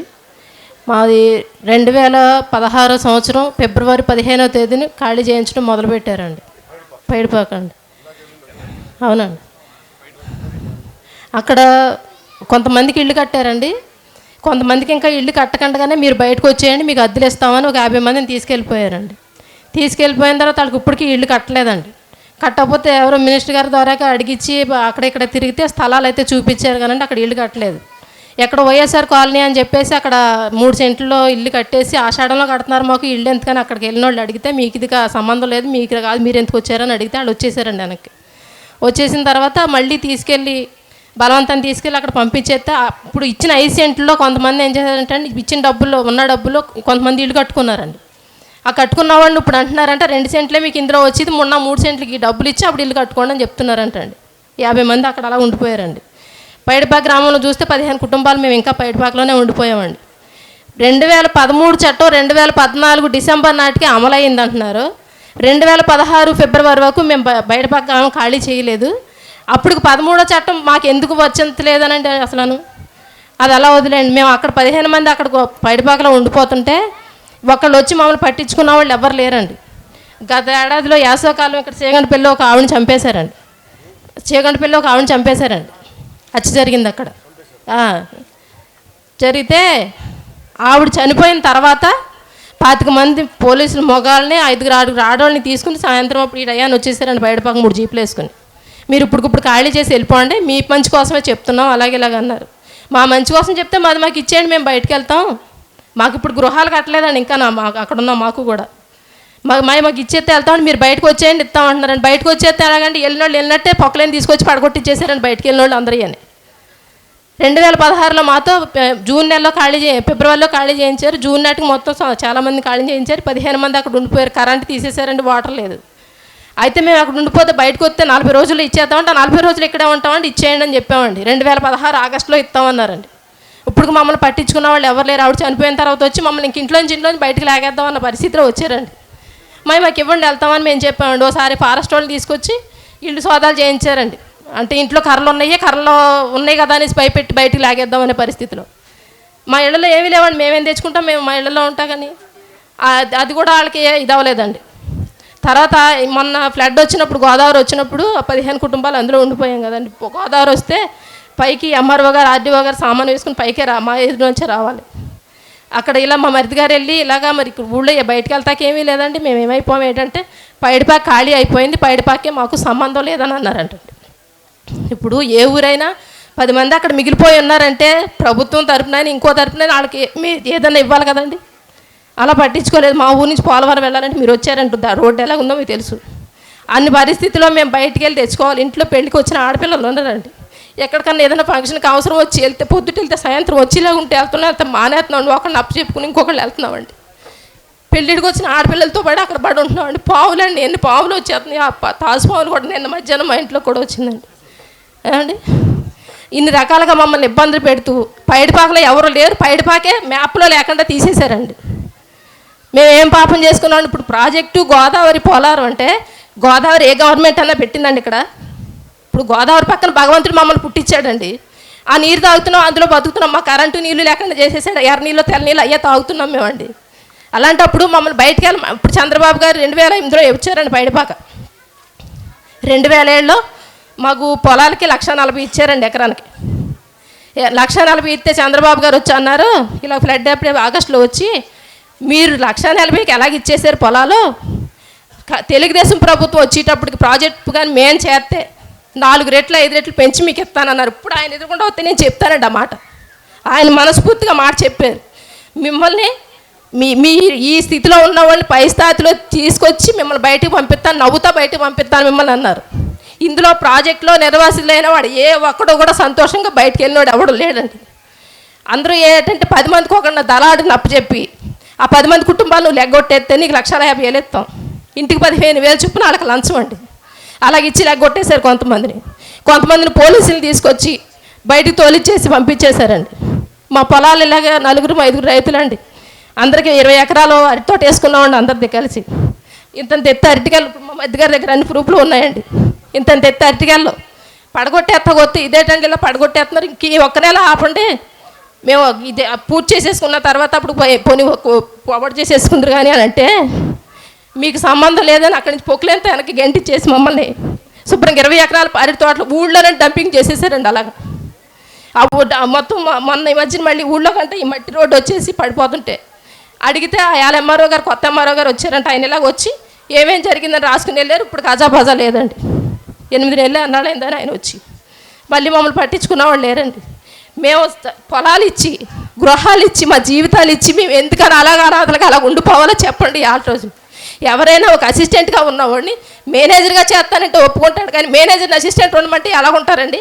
ఇప్పుడు ఈ రోజున మేము 10 ఎకరాలు భూసాము 10 ఎకరాలు పోగొట్టేసుకుని బయటికి వెళ్ళి వాళ్ళు ఇచ్చి లిక్కు గదుల్లో ఉండి ఇప్పుడు ఓ మంచం పడితే 2వ మంచం మాది పట్టడానికి జంగారెడ్డి కూడా కొంతమంది కట్టారు చూడండి. మాకైతే ఇల్లు కూడా కట్టలేదు.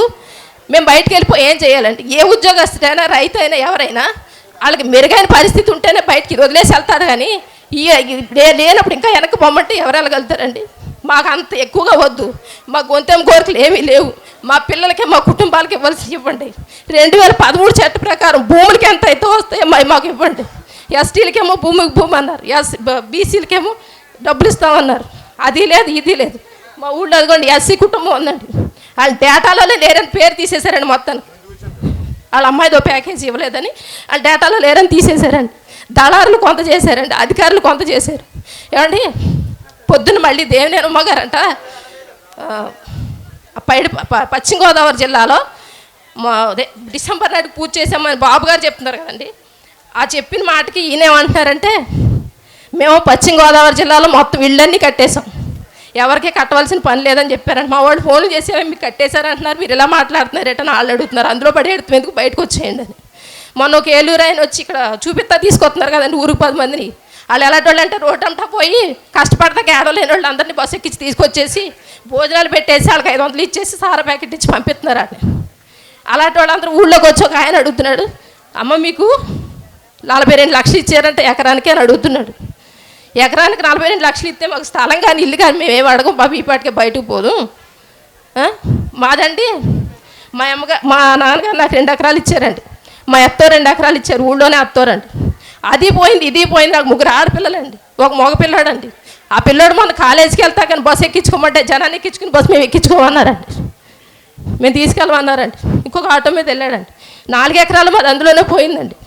నా పరిస్థితి ఎలాగంటే కొంతమంది పిల్లలకి ఆడపిల్లలు పెళ్లి చేసుకున్నవారు ఆ పొలమే ఇచ్చారండి.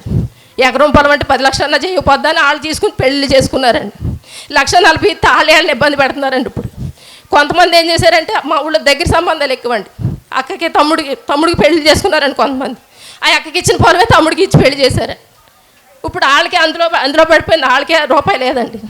ఇప్పుడు మేము పొలాలు చేసుకుని 10 మంది కూలీలు నెట్టించుకుని పని చేయించుకునే రైతులు వాళ్ళు ఇచ్చే 3 సెంట్లు ఇల్లులోకి వెళ్ళి మేము ఏం చేయాలో చెప్పండి. ఇప్పుడు మాకు 2013 చక్ర ప్రకారం పిల్లలకైనా పొలాలకైనా మాకు రావాల్సిందైనా ఇచ్చి మమ్మల్ని బయటకు పంపిస్తే వెళ్తాం. లేకపోతే పోలవరం ప్రాజెక్ట్ మేము పోతాకే వచ్చిందేమో అందులో సమాధి అయిపోతాం తప్పించి మేము బయటకు వెళ్ళేది లేదండి. ఎవరు బాబుగా సొమ్మాకు పెడుతున్నారు చెప్పండి, ఎవరు బాబుగా సొమ్మాకు పెడుతున్నారు, ఎవరు దన్నానా చెప్పండి.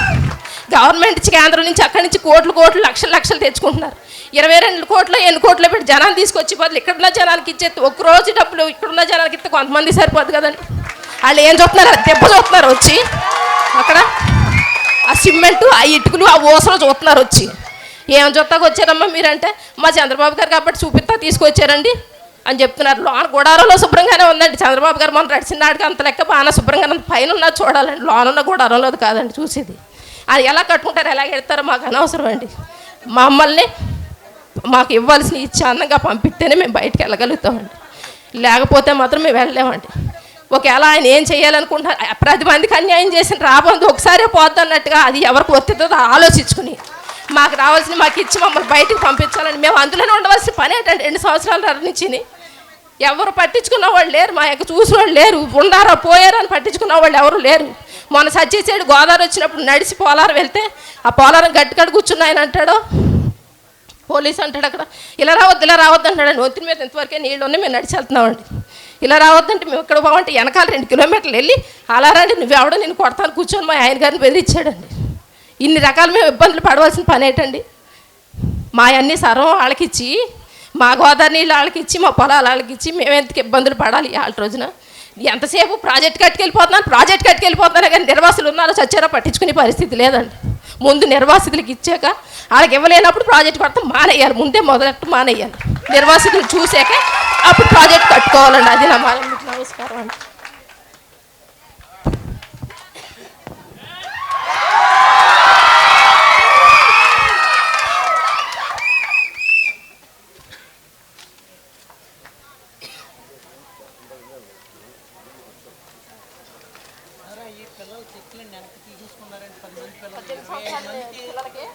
మీరు బయటకు వెళ్ళండి అని చెప్పేసి ఇచ్చేసి ఇక్కడ ఉన్నప్పుడు బయటకు వెళ్ళాక రాత్రి మళ్ళీ చెక్కులు వెనక్కి తీసేసుకున్నారు. టీడీపీ నాయకుడు ₹1,00,000 ఒక్కో చెక్కి ₹1,00,000 ఇస్తే వాళ్ళకి 25 మందికి మంజూరు చేశారండి. 10 మందిని వెనక లాగేసుకున్నారు చెక్కులు ఇచ్చేకూడదు. పిల్లలకి ఏజ్డ్ కాదండి, వయసు రాకుండా ఎంఆర్ఓ వాళ్ళు ఖాళీ చేయించాక ఎంఆర్ఓ ఆర్డీఓ పిల్లలకి చెక్కులు ఇచ్చేస్తామన్నారు. చెక్కులు ఇచ్చేసారండి, వెళ్ళిపోయారు. చెక్కులు ఇచ్చుకుని బయటకు వెళ్ళిపోయారు. చెక్కులు వెనక లాగేసుకున్నారండి.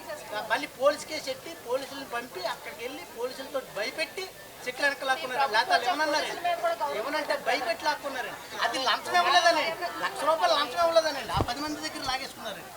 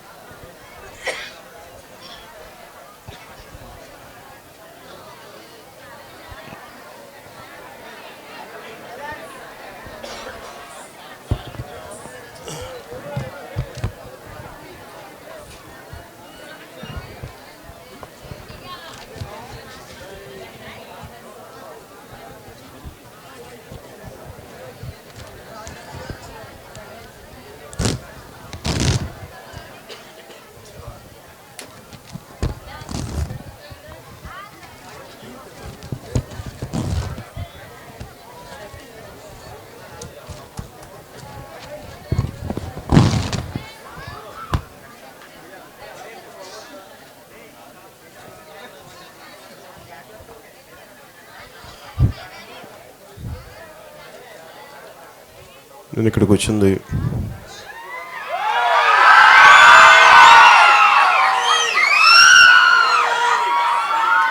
జనసేన పార్టీకి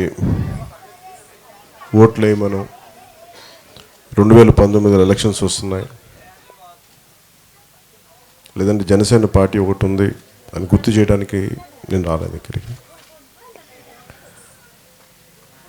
నిజంగా గుండె వేదనతోటి, బాధతోటి, కష్టాలను తెలుసుకుందామని వచ్చాను ఇక్కడికి. రాజకీయాలకు రావడానికి కూడా ముఖ్య కారణం వ్యవస్థ కుళ్ళిపోతూ ఉంటే, నడపాల్సిన యంత్రాంగం నిర్లక్ష్యానికి గురవుతుంటే, నిర్లక్ష్యం చేస్తుంటే, పాలన చేయాల్సిన వ్యవస్థ తప్పుతో పడుతుంటాయి, వాళ్ళు నిలువరించే వ్యక్తులు లేకపోతే సమాజం మరింత అధోగతికి పాలవుతుంది. దాంట్లో భాగంగా నేను పార్టీ పెట్టాను. దీనివల్ల నాకు ఓట్లు వస్తాయో లేదో తెలియదు, గెలుస్తానో లేదో తెలియదు, కానీ కన్నీళ్లు కార్చే ప్రజలకి తుపాకులు పట్టుకొని పోరాటం చేస్తే ఎంత న్యాయం జరుగుతుందో నాకు తెలియదు, సాయుధ పోరాటం చేస్తే ఎంత న్యాయం జరుగుతుందో తెలియదు. కానీ ఎన్ని కోట్ల మంది ప్రజలకి తెలిసిన నేను ప్రజాస్వామ్య పద్ధతిలో ఈ కష్టాలు కానీ బయటికి ఎంతో కొంత తీసుకెళ్ళగలిగితే న్యాయం జరుగుద్ది అని ప్రజాస్వామ్య వ్యవస్థకి కట్టుబడి కన్నీళ్ళు ఎంతో కొంత నాదైన సహాయం చేయడానికి వచ్చాను, ఇవ్వడానికి వచ్చాను, కానీ తీసుకెళ్ళడానికి రాలేదు రాజకీయాల్లోకి.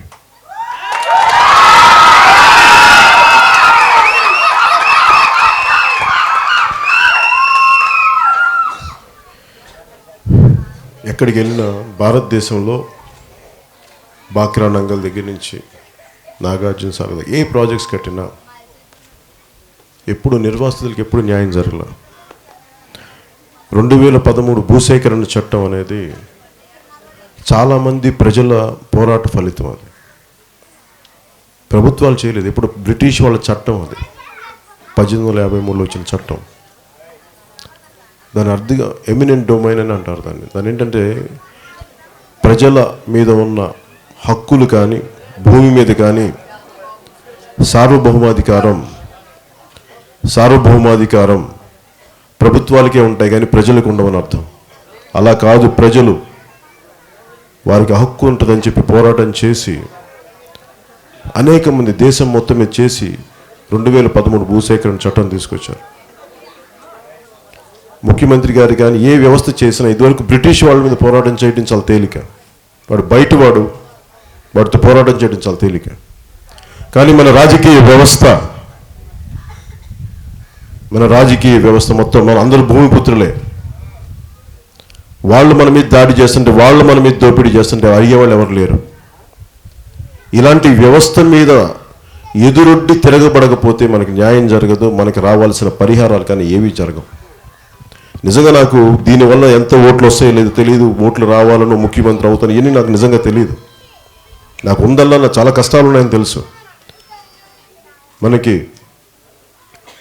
అటు ఉత్తరాంధ్ర నుంచి ఏ ప్రాజెక్టుకి వెళ్ళినా కానీ పరిహారం ఇస్తామని చెప్పి రాత్రి ఖాళీ చేయించడాలు, అన్నం వండుకుంటా ఉంటే బయట వ్యవస్థను పిలిపించి, అది పోలీసులు కావచ్చు, రెవెన్యూ వ్యవస్థ కావచ్చు, ఎవరైనా పిలిచి బెదిరించి భయపెట్టి పంపించేయడం, ఇవన్నీ నాకు చాలా ఆవేదన కలిగి. ఎవ్వరు కూడా ఏ ప్రాజెక్టు కూడా వస్తామంటే మేము ఇవ్వడానికి సిద్ధంగా ఉన్నాం, కానీ మా జీవితాలని ఛిద్రం చేసుకొని మేము ఎక్కడికి వెళ్ళాలి? మేము దీని గురించి మాట్లాడడానికి ఎవరు లేరు. ఓట్లు అడగడానికి ఎమ్మెల్యేలు వస్తారు ప్రతి సంవత్సరం, ప్రతి 5 సంవత్సరాలకు ఒకసారి.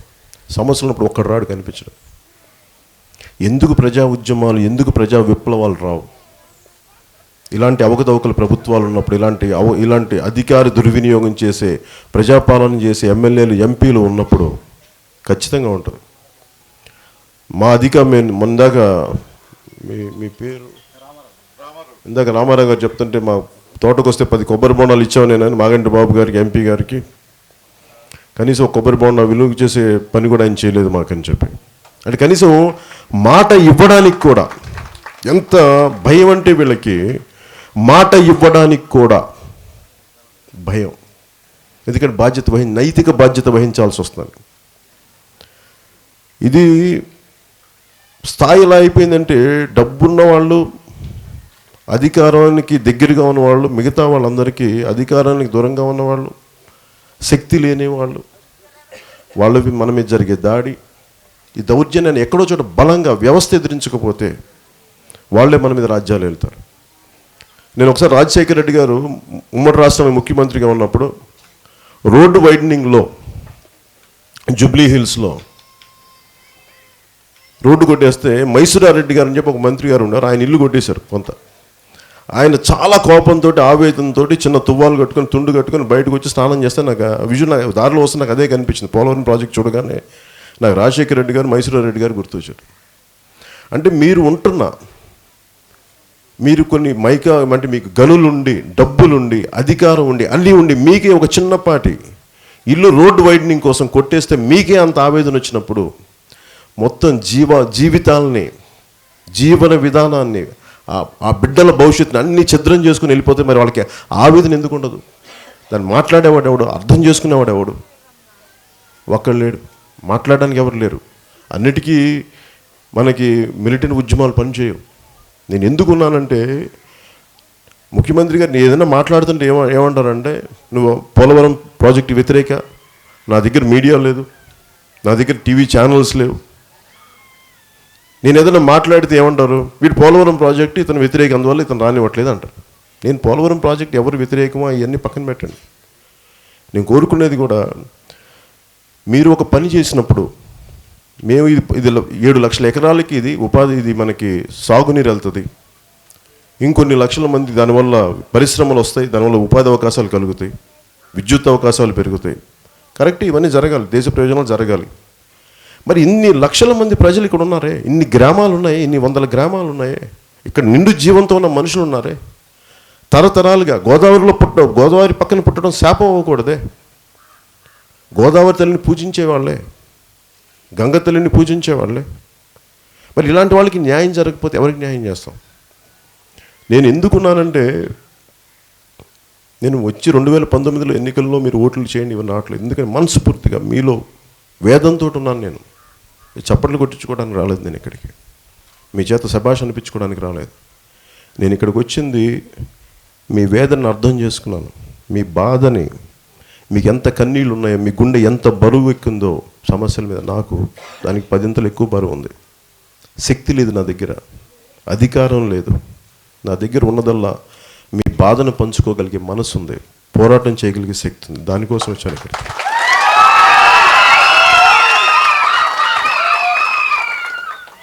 సమస్య మనం అందరూ అడిగేది కూడా 2013 భూసేకరణ చట్టం ప్రకారం యువతకి ఇవ్వాల్సిన ప్యాకేజీలు కానీ ఇవన్నీ ఇచ్చి తీరాలి. మీరు సరైన ఇల్లు కట్టించాలి. శ్మశానాలు ఉండవు, మనుషులు చనిపోయారు. ఇందాక పైడిపాక గ్రామంకి వెళ్ళాను, దారిలో ఆపేస్తే పైడిపాక గ్రామంకి వెళ్తే నా చాలాసార్లు పోలవరం సమస్యలు వచ్చిన డంపింగ్ యార్డ్ అని చెప్పేసి పచ్చని పెరుగుతున్న అరటికెళ్ళు పండించిన తోటల మీద వచ్చేసి డంపింగ్ యార్డ్ కింద చేసేయటం, రాత్రికి రాత్రి పర్మిషన్స్ లేకుండా భయపెట్టేయటం, భయభ్రాంతులు చేయటం, ఇవన్నీ నిజంగా ప్రభుత్వాలు చెయ్యాలనుకుంటే చేయగలవు. అధికార పక్షం కానీ ప్రతిపక్షం కానీ ఒకళ్ళ మీద ఒకళ్ళు వేసుకున్న పుస్తకాలు, ఒకళ్ళేమో 1.5-2 లక్షలు దోచేశారని ఒకళ్ళు పుస్తకం వేస్తే, ఇంకొకరు 3.5 లక్షలు దోచేశారని చెప్పి టీడీపీ వాళ్ళ మీద వీళ్ళు వేస్తే, అంటే చూస్తుంటే దోచుకోవడానికి అందరూ ఉన్నారు తప్ప నిజంగా ఇన్ని జీవితాలు, ఇన్ని లక్షల జీవితాలు రోడ్ల మీద పడితే ఇన్ని లక్షల మంది ప్రజలకి ఏమి చేయాలన్న అవగాహన లేదు. మరి వీళ్ళ మీద పుస్తకాలు ఎందుకు వేయరు? ఎంతసేపు పవన్ కళ్యాణ్ తిట్టడానికి ఛానల్స్ వాడతారు, పవన్ కళ్యాణ్ తిట్టడానికి ఆ 9 నెలలు నా తల్లితో సహా నన్ను బూతులు తిట్టడానికి ఛానల్స్ వాడతారు. కానీ ఇన్ని లక్షల మంది ప్రజలు, ఇన్ని లక్షల మంది జీవితాలు రోడ్ల మీద పడతారు, దీని మీద ఎవరు ప్రోగ్రామ్స్ చేయరు, దీని మీద టీవీ ప్రోగ్రామ్స్ చేయరు. కానీ పవన్ కళ్యాణ్ తిట్టడానికి మనకు టీవీ ప్రోగ్రామ్స్ కావాలి. అట్లా అయిపోయింది వ్యవస్థ. దీని గురించి మాట్లాడడానికి ఎవరి మీద ఆవేదన లేదు, కోపం లేదు. నాకు తిరగబడాలన్న ఒక్క ఆలోచనే ఉంది. అది ఎలా తిరగబడాలంటే, సాయుధ పోరాటం వీటన్నిటి కంటే కూడా ప్రజాస్వామ్య వ్యవస్థలో నేను మీకు అండగా ఉంటాను. మీ పోరాటాన్ని నేను ముందుకు తీసుకెళ్తాను. మీరు నాకు ఓట్లు ఇవ్వమని నేను అడగట్లా. ముఖ్యమంత్రి గారు 2014లో వచ్చి మీకు ఎకరానికి ఇవి కాదు, ఇన్ని లక్షలు కాదు, ఇంకో 10 లక్షలు ఇప్పిస్తాను, రాజశేఖర రెడ్డి గారిలాగా కాదు ఇంకా ఎక్కువ ఇప్పిస్తాను అంటే నేను అట్లా చెప్పట్లేదు. 2013 భూసేకరణ చట్టం ప్రకారం మీకు ఎలాంటి న్యాయ పరిహారం జరగాలో అది ఇవ్వాల్సిన బాధ్యత ఒక్క ముఖ్యమంత్రిదే కాదు, ఆంధ్రప్రదేశ్ ప్రజలందరిది, నైతిక బాధ్యత అది. అందరి జాతీయ ప్రాజెక్టు జాతీయ హోదాని మాట్లాడుతూ ఉంటే ప్రతి మీడియా బ్యారన్ కూడా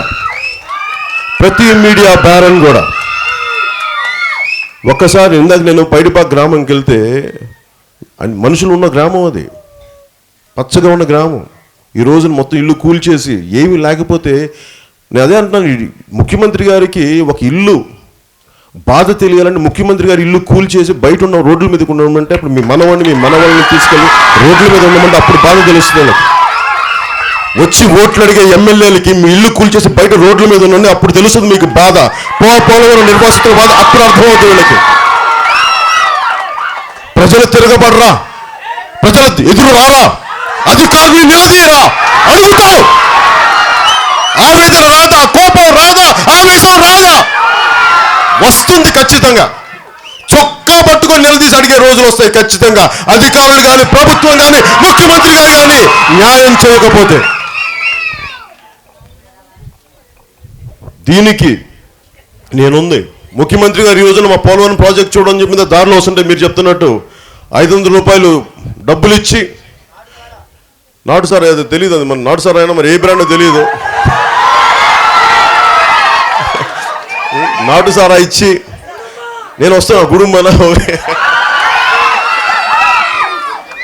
అవన్నీ ఇచ్చి వాళ్ళు నేను అసలు ఫోటోలు తీస్తూ ఉన్నారు. నేను అడుగుదాం అనుకుని ఎందుకు వచ్చారు మీరు ఇక్కడికని. నన్ను ఇంకా సరే మీరు చెప్పిన సమాధానం చెప్తారు, ఏముంది మాకు ముఖ్యమంత్రి గారు పంపించారు బాగా చేస్తారంటే. ఎంత అవకతవకలు అంటే వాస్తవాలను కప్పిపెట్టేస్తారు. పాపం అమ్మ మీ పేరేంటమ్మా? ఇందాక కనకదుర్గ గారు చెప్తా ఉంటే మీకు ఇల్లు ఇచ్చేసారంట కదా. అంట అంటే లేదనే కదా అర్థం. నిజంగా ఉంటే నేను ఎందుకు చెప్తాను రోడ్ల మీద వాళ్ళు వచ్చి ఎందుకు చెప్పుకుంటారు? వాళ్ళు నిజంగా ముఖ్యమంత్రి రోజు దేవుడి పట్టం దండం పెట్టుకుంటారు, లోకేష్ గారు దండం పెట్టుకుంటారు. భగవంతుడు కనిపించదా? ప్రకృతి కరుణిస్తుందా?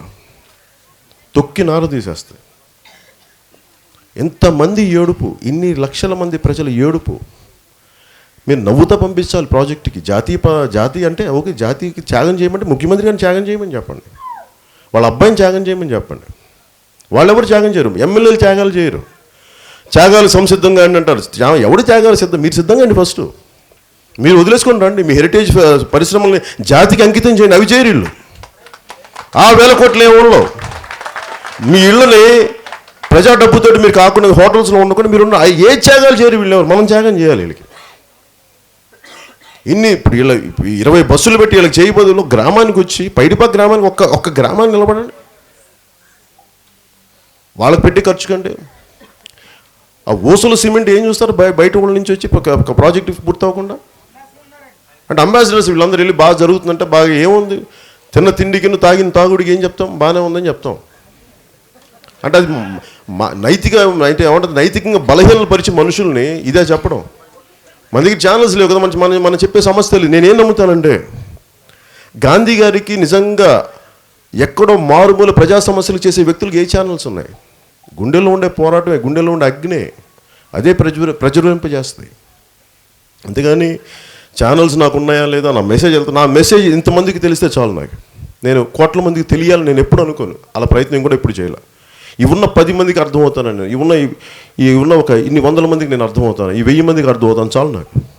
పోరాటం ఎప్పుడు ఒక్కడితోనే ప్రారంభమవుద్ది, కొద్ది మందితోనే ప్రారంభమవుద్ది. అందుకని మీకు కోరుకుంటుంది కూడా నేను అన్ని సమస్యలను అవగాహన చేసుకున్నాను, అర్థం చేసుకున్నాను. ఈ పోలవరం ముఖ్యమంత్రి గారు ఏం చేస్తారు? పోలవరం ఎంతో బాగా జరుగుతుందో అని చెప్తున్నారు కదా, అందరినీ అక్కడి నుంచి రాజధాని నుంచి పంపిస్తున్నారు కదా. నేను కూడా బస్సులు పెడతాను. పోలవరం నుంచి మిమ్మల్ని తీసుకెళ్ళి, నిర్వాసితులను తీసుకెళ్ళి రాజధాని తీసుకెళ్ళి, రాజధాని అప్పుడు చెప్తాం మన బాధ. రాజధాని కానీ మీకు రాజధాని కూడా చూపిస్తాను. మీకు నేను రాజధాని ఇక్కడ బస్సులు వేసి మీకు రాజధాని చూపించి అక్కడ మాట్లాడదాం, మన బాధలు అక్కడ చెప్తాం, రాజధానిలో చెప్తాం. ఎందుకంటే ఇక్కడికి రాకపోతే పైడిపాక్ గ్రామం నేను ఎందుకు వెళ్ళి తిరుగుతానంటే ఆ కష్టం తెలియాలి. రోడ్డు మీద ఎలా ఉంటుందో, ఇల్లు వాకిలి వదులుకొని రోడ్డు మీద వంట చేసుకుని నీకు ఎలా ఉంటుందో తెలియాలి ఆ బాధ. 5 స్టార్ హోటల్స్లో 7 స్టార్స్ హోటల్స్లో ఉండి సుఖాల్లో మరిగి ఖరీదైన మందులు దాగి మీ కష్టాలు ఏం తెలుస్తాయి? మీకు కష్టాలు తెలియంటే ఆ రోడ్ల మీద తిరుగు, గ్రామాల్లో పర్యటించు, ప్రాథమిక చికిత్సా కేంద్రాలు, ప్రాథమిక వైద్య కేంద్రాలు తిరుగు, స్థానికంగా బడులు ఎలా తెలుగు, చదువులు ఎలా ఉన్నాయో తెలియదు వాళ్ళకి, అప్పటికి అర్థం కావాలి. అందుకే నేను మీకు 2013 భూసేకరణ చట్టం ప్రకారం మీకు న్యాయం చేయడం నేను పైడిపాక్ గ్రామం నేను అనుకుంటా ఉన్నా ఏం చేయగలను, ఎలా చేయగలను, ఎలా ముందుకు తీసుకెళ్దాం అనుకుంటే నేను ఒకటే అనుకున్నాను, నేను పోలవరం నిర్వాసితుల పరిరక్షణ కమిటీ దాని మీద ఒక చాలా బలమైన ఎక్స్పర్ట్స్ కొంచెం మంది అడుగుతాను నేను సహాయం చేయమని చెప్పి. సో మీకు అండగా నిలబడటానికి అంటే మీరు ఇక్కడ స్థానికంగా మీరు పోరాటం చేస్తుంటే మీరు స్థానికంగా జనసేన నుంచి కూడా పోలవరం సంబంధించి ఒక కమిటీ ఫిక్స్ చేస్తాను. ఆ పోలవరం నిర్వాసితులకు అండగా ఉండే పరిరక్షణ కమిటీ ఒకటి నేను కమిటీని ఫామ్ చేసి మీరు ఆ కమిటీకి చెప్తా ఉంటే నేను కూడా పై స్థాయిల్లో, ఎందుకంటే నేను మొన్న సుప్రీంకోర్టు జడ్జి గారితో కూడా గోపాల్ గౌడ్ గారితో కూడా మాట్లాడి 2013 భూసేకరణ చట్టం ఎంత బలంగా అమలు చేయాలి దాని మీద మాట్లాడతాం, దాని మీద కూడా మేము పోరాటం చేస్తాం. నాలాంటి వాడు పోరాటం చేయడానికి శక్తి సరిపోవట్లేదు. ఇంత ఉండి ఇన్ని కోట్ల మంది అభిమానం ఉండి కూడా నిజంగా పోరాటం చేయడానికి శక్తి సరిపోవట్లేదు ఎవరికి. ఎందుకంటే ఛానల్స్ వచ్చినాయి, టీవీలు వచ్చినాయి, టెలిఫోన్లు వచ్చేసినాయి, సెల్ ఫోన్లు వచ్చేసినాయి. అందుకే నేను పోరాటం చేయడానికి చాలా బలమైన వ్యక్తులు కావాలి. మీలో ఎవరైనా సరే జనసేనకి ఇప్పుడు నిర్వాసితులకు అండగా ఉండే ఒక కమిటీ గ్రూప్గా ఉంటే నేను వాళ్ళతో మాట్లాడతాను, జనసేన నాయకులను వాళ్ళతో మాట్లాడమని చెప్తాను. నేను ఎందుకంటే ఒక్కరోజు వదలట్లేదు. 7 ముంపు మండలాలకు సంబంధించి మిగతా ఇన్ని వందల గ్రామాల నిర్వాసితుల సమస్య మీద ముఖ్యమంత్రిగా నేను ఏమడుగుతున్నానంటే ఒక టాస్క్ ఫోర్స్ ఏర్పాటు చేయమని నేను సభలో కూడా చెప్పాను. ఇన్ని సమస్యలు ఉన్నాయి, టాస్క్ ఫోర్స్ ఏర్పాటు చేయండి. ఎందుకంటే అధికారులు 1,00,000 కావాలంటే 10,000 అడుగుతున్నారు. ప్రతి చోట ఉంది ఇది. అధికారులు వాళ్ళ అధికారాన్ని దుర్వినియోగం చేస్తున్నారు, దోపిడీ చేస్తున్నారు. అంటే స్థానికంగా మీరు మనల్ని విడగొట్టేసి ఫస్ట్ అధికార పార్టీ ఎవరు, తెలుగుదేశం పార్టీ, ముందు వాళ్ళని మభ్య పెట్టేసి వాడికి ప్రతి ₹1,00,000 15 లక్షలకు వస్తే నువ్వు 15 లక్షల కుటుంబానికి తరలింపు చేస్తే నీకు ఇంత కమిషన్ ఇస్తాం. ఇలా చేసి నాశనం చేశారు. గిరిజనుల తెగల మధ్యలోనే గొడవలు పెట్టారు. ఇదంతా బ్రిటిష్ వాళ్ళ నుంచి చేసింది మన వాళ్ళే కదా, అందరూ తెలుగు వాళ్ళే, అందరు దగ్గర వాళ్ళే కదా. సో మన గొడవలు పెట్టడం చాలా ఈజీ. కానీ జనసేన పెట్టుకుంటుంది కూడా ఇది నేను మీకు అండగా ఉండడానికి వచ్చాను. కులాల మధ్య చిచ్చు పెట్టడానికి రాలేదు, తెగల మధ్య గొడవలు పెట్టడానికి రాలేదు. మీకు న్యాయ పరిహారం రావాలి, దానికి మీకు అండగా నిలబడతాను. ఎందుకు ఇంత దూరం వచ్చానంటే పైడిపాక్ గ్రామం నుంచి ఎన్ని గ్రామాలు ఎందుకు తిరుగుతున్నానంటే నేను మీ సమస్యని, మీ బాధని, మీ ఆవేదనని నేను అర్థం చేసుకున్నాను, మీకు అండగా ఉంటాను. నేను ఇప్పుడు తీసుకెళ్ళిన పేపర్స్ని నేను బాగా అకలింపు చేసుకొని అర్థం చేసుకొని నేను దీన్ని ఒక కమిటీలాగా ఏర్పరుస్తాను. ఎందుకంటే మీకు జాతీయ స్థాయిలో దీని దృష్టికి తీసుకెళ్ళాలి, మీకు న్యాయం జరగాలి. నేను మిమ్మల్ని ఎప్పుడు కూడా జీవితంలో ఎప్పుడు కూడా ఈ పరిహారం చేస్తాను, దానివల్ల మిమ్మల్ని ఓట్లు వేయమని ఎప్పుడు అడగను. మీకు ఇష్టం, మీకు ఇవన్నీ కుదిరితేనే అది చూద్దాం. అంతేగాని దాని మీద మీకు అండగా ఉంటాను. నేను పార్టీగా, జనసేన పార్టీగా మీకు అండగా ఉంటాను. ఇది నా కర్తవ్యం. ఒక సాటి తెలుగువాడిగా, భారతీయుడిగా ఇది నా కర్తవ్యం. మీకు అండగా ఉంటాను తెలియజేసుకుంటూ, నాకు ముఖ్యంగా ఆడపడుచుల ఆవేదన నాకు చాలా అర్థమైంది. వయసుకు వచ్చిన బిడ్డలు ఇళ్లలో పెట్టేసుకొని ఎలా వెళ్ళాలో తెలియక ఎంత ఇబ్బందులు ఉన్నాయి. కరెంట్ లేదు, కరెంటులు తీసేయటం, చాలా మెథాడికల్గా ఒక పద్ధతిలో డిస్ట్రాయ్ చేసేయటం. సో ఇవన్నీ నేను అర్థం చేసుకోగలను. అందుకని మీకు అండగా ఉంటాను తెలియజేసుకుంటూ పెద్దలందరికీ, ఆడపడుచులందరికీ ధన్యవాదాలు తెలుపుకుంటూ సెలవు తీసుకున్నాను. జై హింద్.